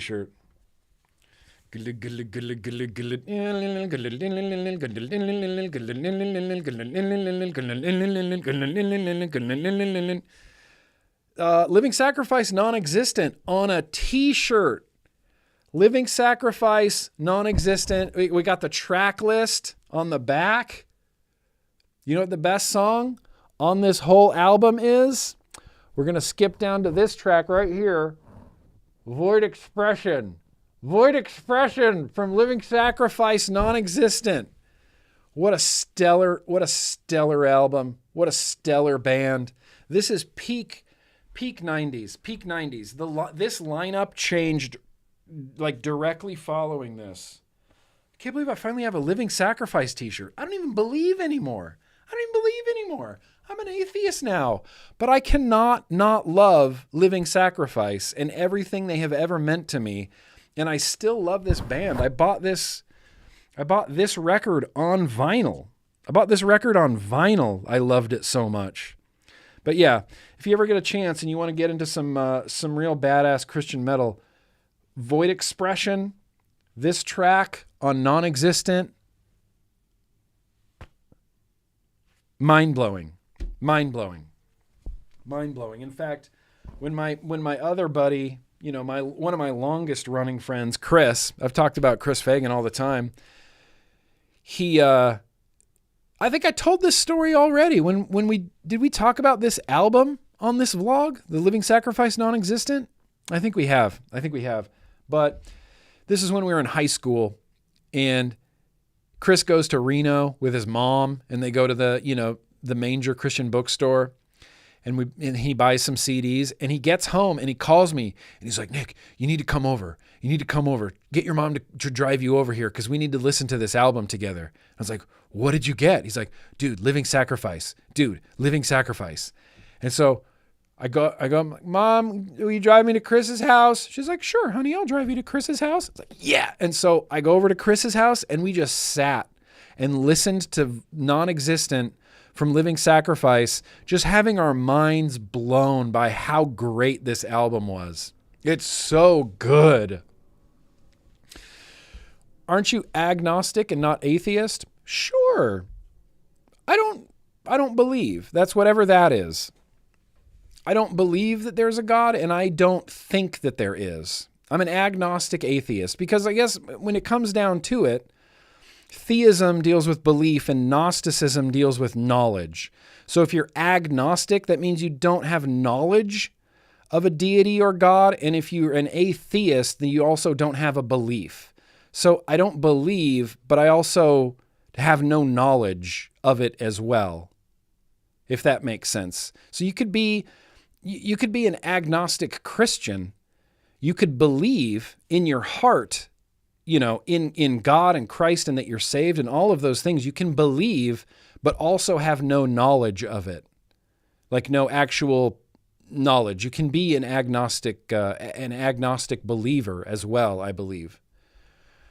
Or at least I think that's the way it works. Listen, I like talking about religion. I'm cool with it all. I'm cool with it all. I'm cool with atheists. I'm cool with Christians. Bring it on, bro. Christian metal rules. Christian metal never dies, baby. Christian metal never dies. And this is proof. Living sacrifice non-existent. I want to listen to this right now. I want to listen to that right now.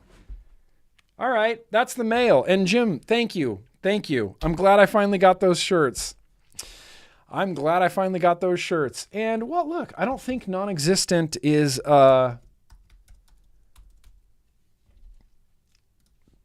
don't think non-existent is on the Living Sacrifice Spotify. Nope. Their Spotify, I forgot, starts with Reborn, which is a great album too. If you ain't never listened to Living Sacrifice Reborn, oh,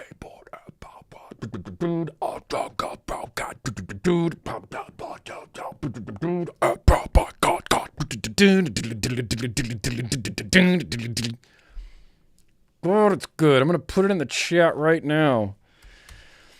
Yeah, you think so until, I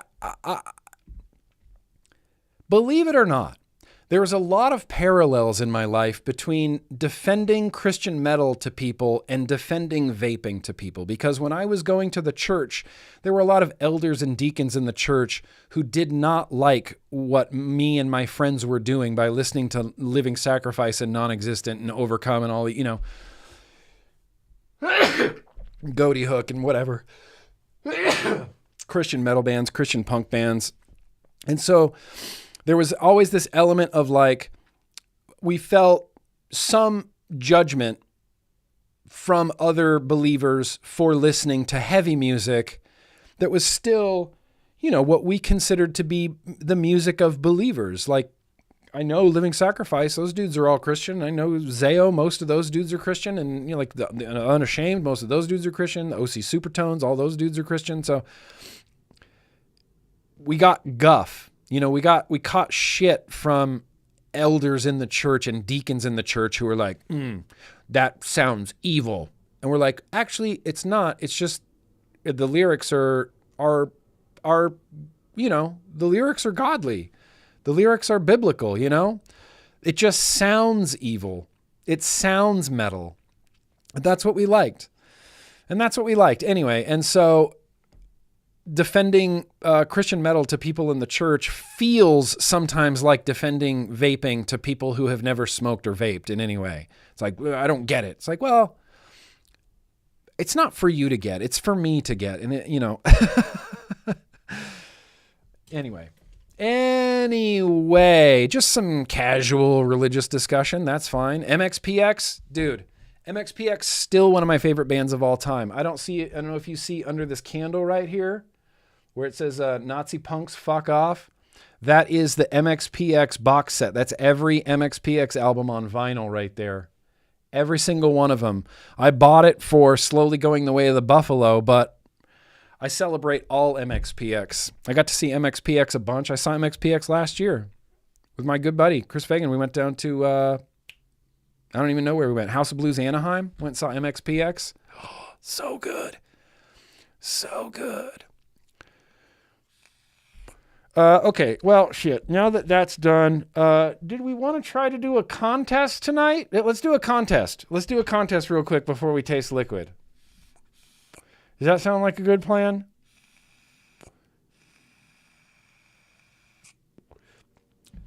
Let's do a contest because I have a prize. I have a prize that I'd like to get out there into the universe. This is the black version of the Vupu Vinci Spark 220 that's right here. This is the black version of it. I don't need another one. They sent me two. I've got one that works perfectly fine that I'm going to do a review on.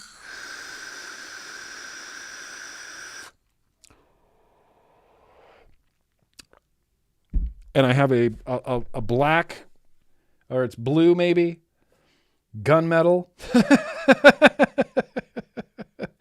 It says space blue, but you know, that looks like a dark blue. That looks like a navy blue right there. That looks like a navy blue right there. Does anybody want to do a contest? We're going to put, V8 was the first one. You're going to be emailing this email, contest@grimmgreen.com, but not yet. And this one should actually go a little bit quicker. Because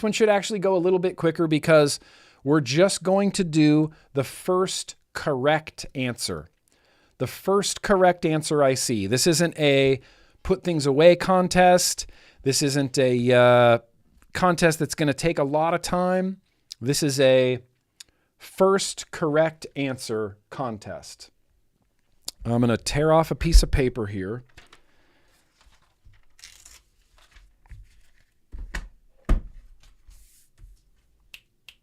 This is a little bit of, I don't know, I want to say it's GrimmGreen trivia, but I don't think so. Yeah. Okay, well, thank you, V8, but Ern had the superior warning. Contest@grimmgreen.com, answer in the subject line, please don't spam, one answer only. That sounds about right. That sounds about right. And after, you know, there was a certain year in my life where, I kind of stopped going to church. I'm not going to tell my whole deconstruction story, but I kind of stopped going to church, kind of stopped keeping up with a lot of that space of music. I still listen to like Few Left Standing. I really liked Demon Hunter quite a bit, although they ventured into some new metal territory that I wasn't in love with.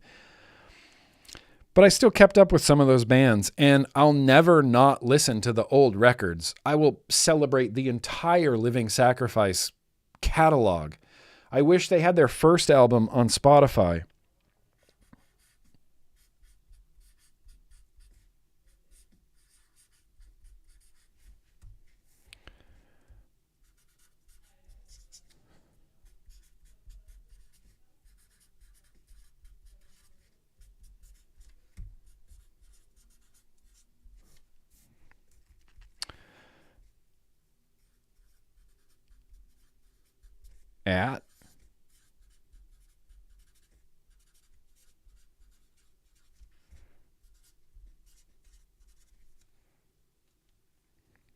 Where's my cap? Okay. So the way this is going to work is you're going to email contest@grimmgreen.com. Answer in the subject line, please don't spam, one answer only. Ready? The way that this is going to work. Oh, that's good, Ern. We should just do a full vlog where we just talk about the really casual subject of religion, personal relationships with deities. That could be a thing. But here's the thing. That doesn't bother me. I know some people get like weird and icky about it, but it doesn't really bother me. I feel like politics is more divisive right now than talking about religion. Yeah, Brian. Listen, my ex-girlfriend's religious sisters thought that Monster by Skillet was a horrible song because they thought it was about praising demons and stuff. Dude, yes. I had friends, Brian. I had friends in the church, people I considered really good friends who didn't believe that I was listening to anything that could be holy. You know, everything I listened to had to have been about demons, had to have been. And I had this one friend I'll never forget, and I'll keep her name out of it. But I remember I was listening to, don't even remember, some obscure band, Roadside Monument or something like that. And I was trying to convince her. I'm like, no, they're a Christian band. And she was just being really like, oh, really? Well, do they profess it in their lyrics? Do they profess it in their thanks? I'm like, not necessarily. They don't necessarily profess it, but if you read the lyrics, you can understand what they're talking about. They're talking about, anyway, constant judgment. I got constant judgment, Brian. Yeah, see, and Ern, that's a good point to make. I could care less what someone believes as long as they don't try to push it on me, and that's a perfectly fine stance to have. I don't super mind if someone tries to save me or if someone tries to witness to me or convert me in any way. That doesn't bother me. That doesn't bother me because I know that that's a mandate, from Christ. He says, go out into the world and tell everybody about me. And so if someone comes up to me or, people come to my door sometimes and try to talk to me about Jesus or God, and, I'll always listen, and I'm always like, well, thank you. I appreciate you trying to save me. I appreciate you caring about my future soul. It's like, but I'm kind of all set. I'm kind of all set, but thank you. And, don't stop. I keep trying. If you believe that you're going to go to heaven because you believe in Christ and you want other people to go with you, of course you're going to tell them about it, Maybe not in like a forceful way, but that's not what Christ was all about, man. That's not what Christ was all about. Anyway, we don't need to talk about that right now. What we're going to do is have a mother trucking contest because we're running mother trucking long, and I still want to do a mother trucking liquid tasting. Yeah. Yep. That's the best way to do it, Paul Cole. So I'm going to show you this real quick. What year was this photo taken? Are you ready for the photo? This is the first correct answer. This is the first correct answer. What year was this photo taken? That's old GrimmGreen right there. I'm not going to give you any background, but you can look at my beard. You can look at my much more hair on my head. Just doing that Scott Stapp face, the Eddie Vedder.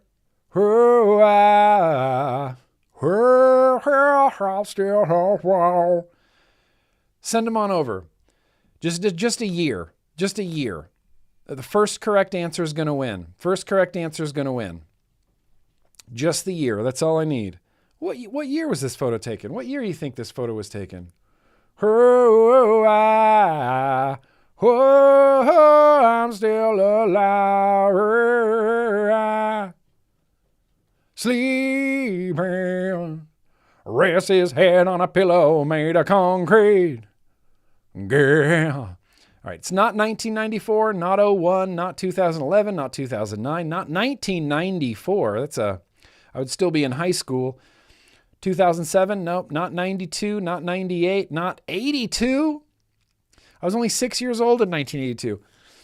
It's not 07, it's not 2010, not 2010, not 1998, not 1998, not 2016, not 22, not 02, not 08, not 09, not 07, not 09, not 2017, not 2011. You guys are just dancing around the date. It's not 98, it's not 09, it's not 2000, it's not 03, it's not 03, it's not 1992, it's not 2006, it's not 1995, it's not 1999, it's not 1998. Everybody just danced around it. Nobody got it. Let me double check. 94? Nope. 01? Nope. 11? Nope. 09? Nope. 94? Nope. 06? Nope. 95? Nope. 07? Nope. 92? Nope. 98? Nope. 82? 82 when I was 6 years old. I'd be a boss 6-year-old. I could beat up all the kids. I should have joined the football team.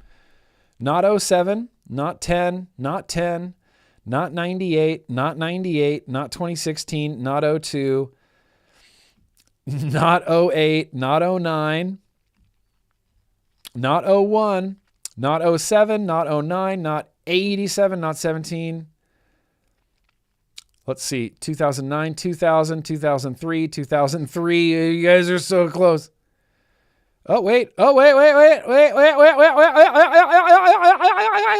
got a winner. We got a correct guess. The first correct guess. The very first correct guess is the person who won. And that person, hang on, I'm going to email this person back.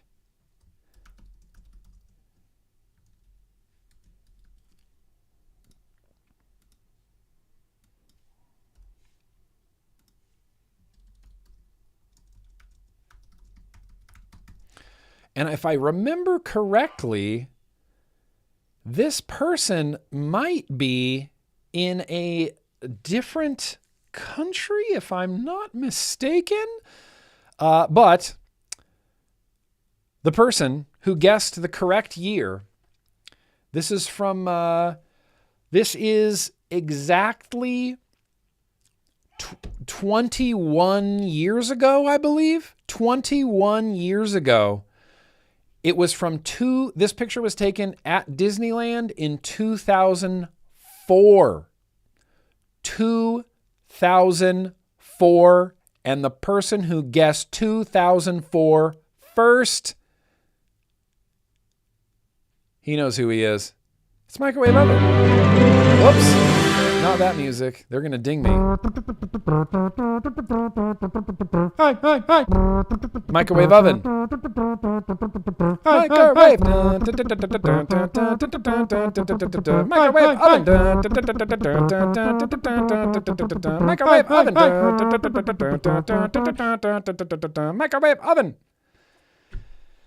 Microwave Oven. Yeah, this was 2004. I was in my 20s at this point. Let's see. Yeah, I was in my mid 20s. I got to be 25 or 26 in this photo. 25 or 26 in this photo. Yeah, well, you know, I'm an old guy. I'm an old guy. I'm an old cringy guy. Oh, hell yeah, Microwave Oven. Hell yeah.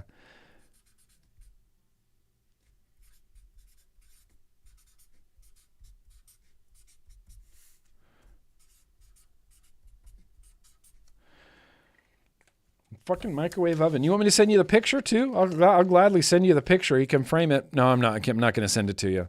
But congratulations, Microwave Oven. Congratulations to you. And fight.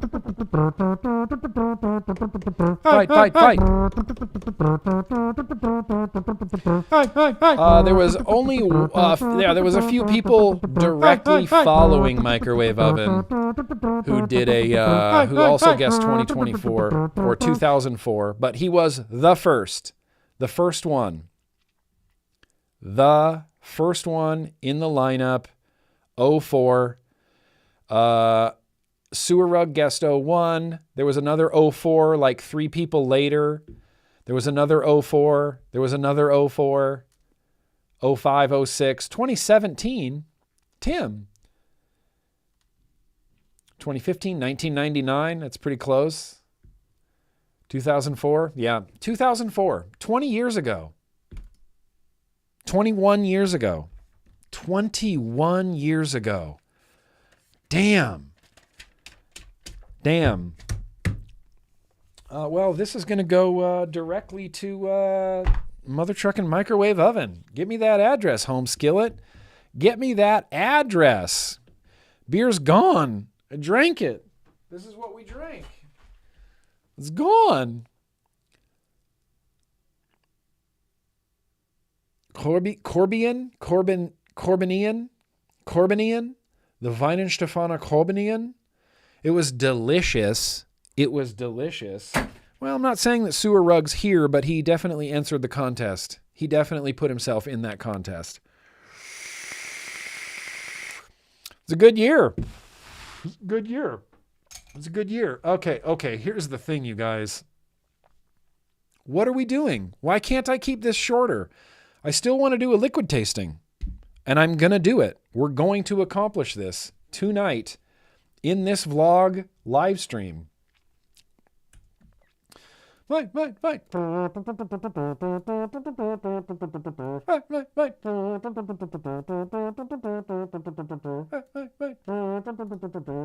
All right. Let's do a random liquid tastings.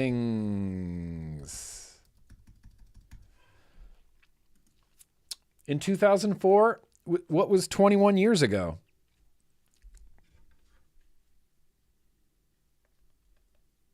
Let's see.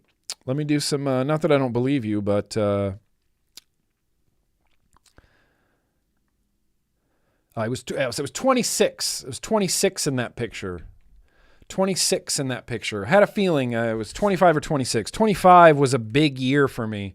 25 and 26 were big years for me. Big years. Okay. This is going to be a tough one tonight, you guys. This is going to be a tough one.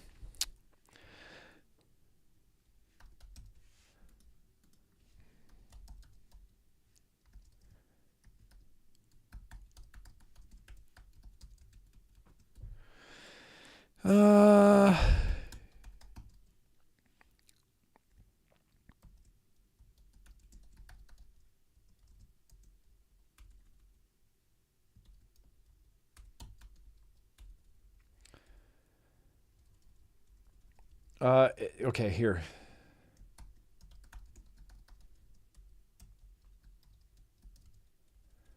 God, if I could type, I'd be dangerous.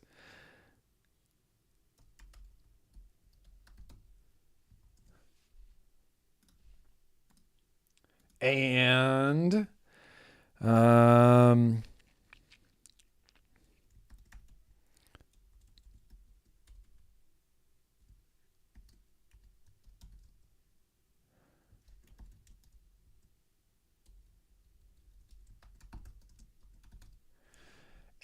we'll just throw a fourth one on there because I want to.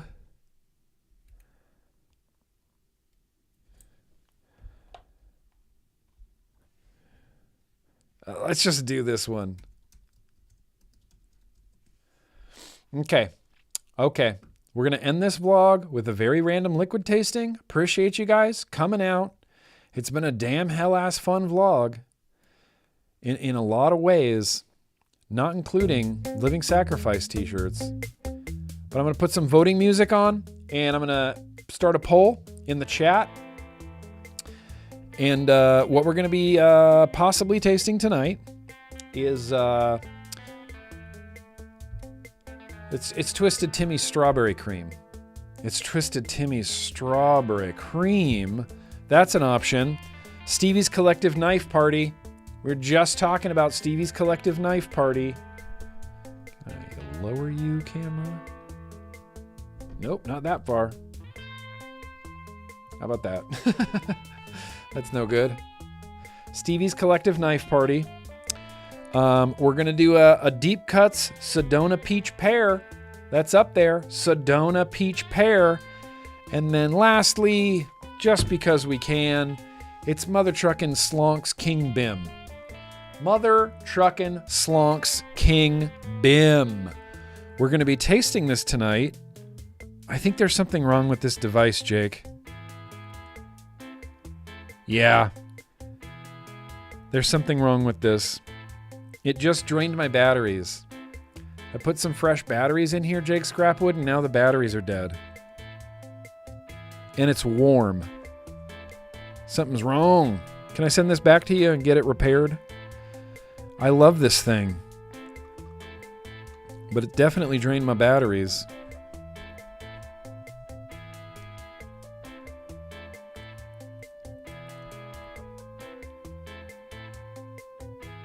.18. Yeah, that's not enough. So we're gonna try it in this. If you don't vote today, then you don't get to vote funky. Oh, Knife Party. Knife Party's kind of taking the lead there. Knife Party. While this is going on, I'm going to read some of these super chats. Ben Moosedale. Much love, but Melbourne. Oh, you said it wrong. It's Melbourne, Ben. It's it's Melbourne. Hashtag MTVD, hashtag Straya. I know, Ben. I know. It's Melbourne. It's Melbourne. Unless you're me and Oya, and then it's Melbourne. Face meat.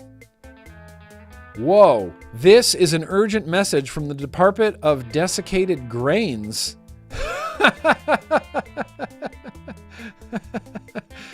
GrimmGreen has failed to consume a Del Taco Double Del cheeseburger with allocated funds. Failure to consume will be considered an act of war.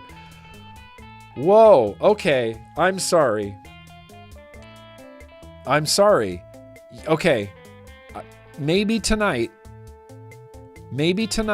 in lieu of my tradition of Thursday night Taco Bell is a tradition. It's just Thursday night Taco Bell. That's what I do every Thursday night with I just Taco Bell. Maybe if I can get Casey on board. If I can get Casey on board, we'll try to get some double Del cheeseburger. Because I don't want to go to war with face meat. That's a war I'm gonna lose. That's a war I'm gonna lose. The man eats Kool-Aid pickles, you know, like on the reg, like for fun. He just eats them. Vaping Logan, bro, thank you. You didn't say nothing. I guess you never have to, Vaping Logan. I appreciate you, bro. Thank you very much. Kaz. MTVD, yo, V8, don't forget the batteries. That's a message to V8 from Kaz. Hashtag MTVD, V8. V8, don't forget the batteries. V8, do not forget the batteries. Knife Party's winning. King Bim, poor King Bim. I bet you $1,000 if I put King Bim in the mystery box, everybody would go bananas for King Bim. Everybody would love it. Like, oh, King Bim. What's in the mystery box? It's King Bim? It's King Bim? Hang on, we got another quick super chat here. Yo, it's Preston. Kushia Hero. Yo, it's Preston. Been actual years since I joined the vlog. Hope all is well. Got to get back to the habit of being here weekly. Much love. Dude, hell yeah, Preston. It's good to see you. I appreciate you swinging by. We're here every Thursday, rain or shine. Literally, it's raining like crazy outside. It's raining like a mother trucker outside right now. Hell yeah, Preston. I hope you're doing good. Appreciate you. Swing by anytime. Keep a spot warm for you, man. I think, Knife Party and Cream are really close. Really close, you guys. Knife Party and Cream are, wow, really close. Pardon me. Wow, really close. Wow, really close. 1% difference. I mean, this can go either way right now. So what I'm going to have to do is I'm just going to have to do a countdown. Here's what we'll do. Oh no, I can't use that. We're using that for that. I have no other way to do a countdown. I'm just going to have to count it off. Okay. Countdown begins. I'm going to count down from 30. 30. 29, 28, 27, 26, 25, 24, 23, 22, 21, 20, 19, 18, 17, 16, 15, 14, 13, 12, 11, 10, 9, 8, 7, 6, 5, 4, 3, 2, 1. That's it. The poll's over. And it looks like the winner is Knife Party Neapolitan from Stevie's Collective today. We're going to be tasting this in a RDA, obviously. Obviously, it's an RDA.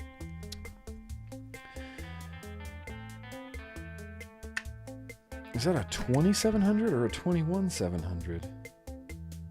2700. No. We need a 21700 in here.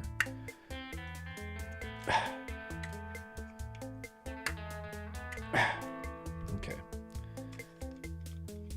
I forgot that this has an extraordinarily long center post. It's going in a Matterhorn mech with a hollow point RDA on top.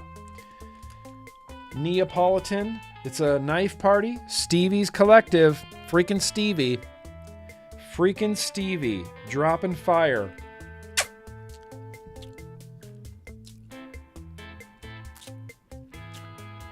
Whoa. Whoa. Whoa. It was like a borderline Scottish accent, Ben. Borderline Scottish. I do that on the on the patron stream on Wednesdays for the Boosh boxes. Whenever I count through the 20s, it started off as like McGonagall, from Potter, Harry Potter. It's not 21, it's not 22, it's not 23, it's not 24, it's not 25. Although that's a little bit Miss Doubtfire, isn't it?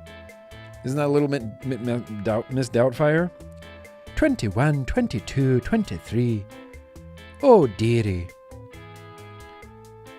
It's not 21, it's not 22, it's not 23. Yeah. Yeah. So, Neapolitan. Someone correct me if I'm wrong, but Neapolitan is what? Shake the bottle at first?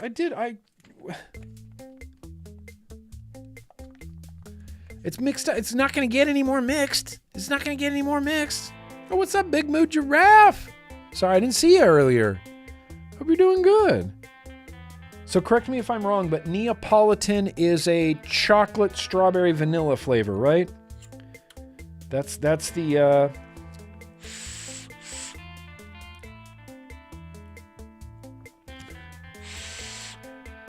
yeah. That's what we're going for.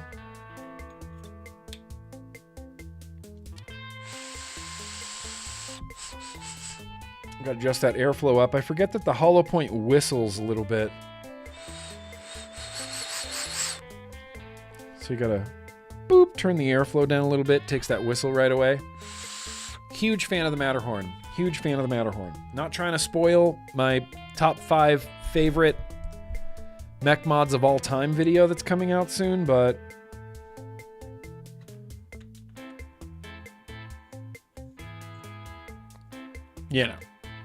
Okay. Off the knuckle, great. It tastes like strawberry chocolate. Off the VAP, that's the hollow point RDA on top of the Matterhorn.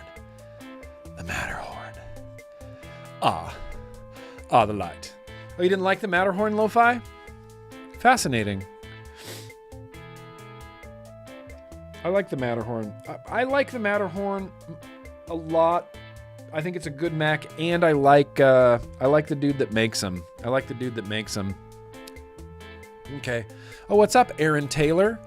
Joining us from the UK replay crew. Good to see you. This is the last act of the vlog. We're just doing the very random liquid tasting, but let's cheers.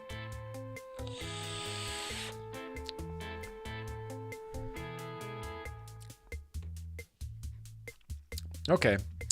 I'm going to sit with this for a second. I'm going to mute my microphone. I'm actually going to take this with me into the Whiz Palace, and I'm going to do a quick bio break and vape this, and I'll be right back. Just need to spend a little time with it.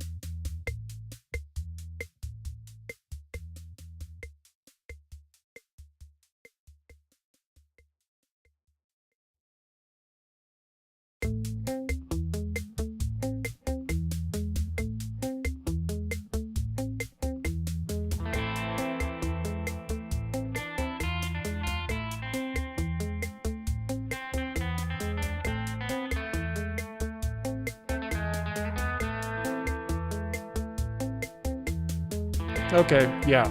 Okay. Okay. Whoa. Stevie, here's the thing. I'm going to need some sort of like cage match, cage fight, boxing match between Twisted Timmy and Stevie. Between Twisted Timmy and Stevie from Stevie's Collective. Steve and Timmy, I just need you guys to fight each other because there can be only one person dropping this much fire. I'm sorry. It's not fair to the rest of the liquid manufacturers to keep releasing liquids this good, but Neapolitan Knife Party is busting. Busting. In a busting way that's busting. It tastes, it's Neapolitan, right? So it's chocolate, strawberry, vanilla. That's not what it tastes like to me, but it doesn't taste like that to me in the best way possible because all I can picture in my head is cherry. All I can picture in my head is cherry flavor. In fact, all I can picture in my head, has anybody out there ever had a big cherry? A big cherry? Like these big cherries? It's this. This is what I'm tasting. This is what I'm tasting right now. It's the thin chocolate. It's like a creamy vanilla middle part. And it doesn't taste like strawberry. It tastes like cherry. Good night, Fishy. Oh, good night, bro. Thank you so much, bro. Sleep good. Go to work. Don't let the man get you down. Don't work too hard. Don't let the man get you down. And the man is everybody, When I say the man, it's like everybody's the man. The establishment. Don't let the establishment get you down.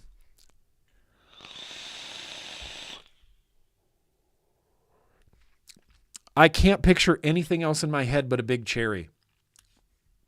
They call those cherry blossoms up here. I don't know where you are exactly, Slash. But yeah. Yeah, Cicero. Stevie's menu rivals the Cheesecake Factory. You've been warned. Yeah, he's got a lot. And I've only had a handful, but so far, I have not had a clunker from Stevie. Not one clunker from Stevie at all. They are all busting. At least the few that I've had. Firefight, the simulation, and now Knife Party. All three have been rocking. This is a big cherry. This is a big cherry. This is a big cherry, and I can't taste anything else.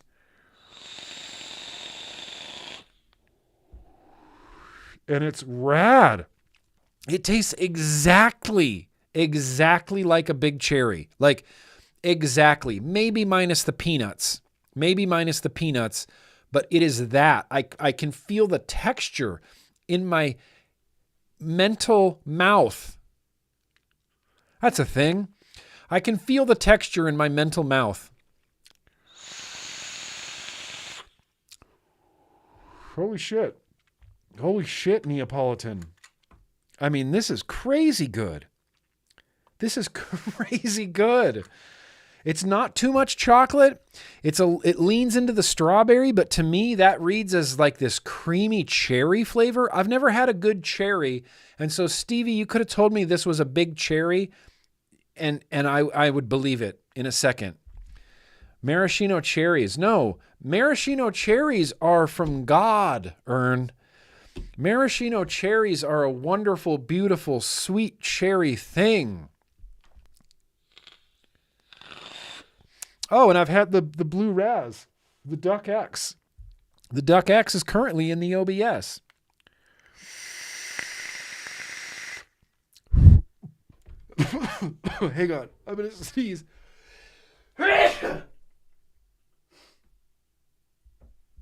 As soon as I took an inhale, I felt a sneeze coming, and that really messed me up in a big way.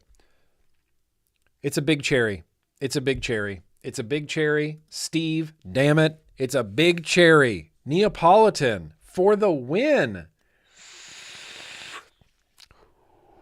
This is getting hot. I can't vape it anymore. I've been chaining it.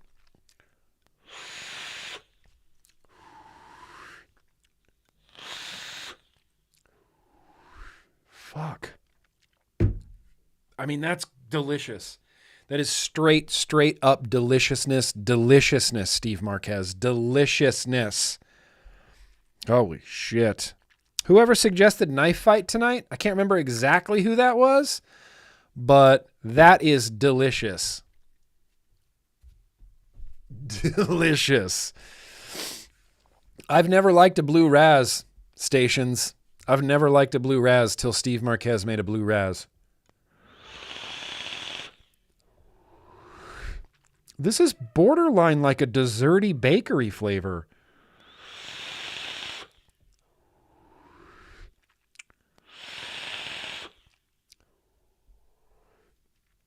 Big cherry. This is a big cherry. This is a big cherry. That's it. Final answer, big cherry. That's it.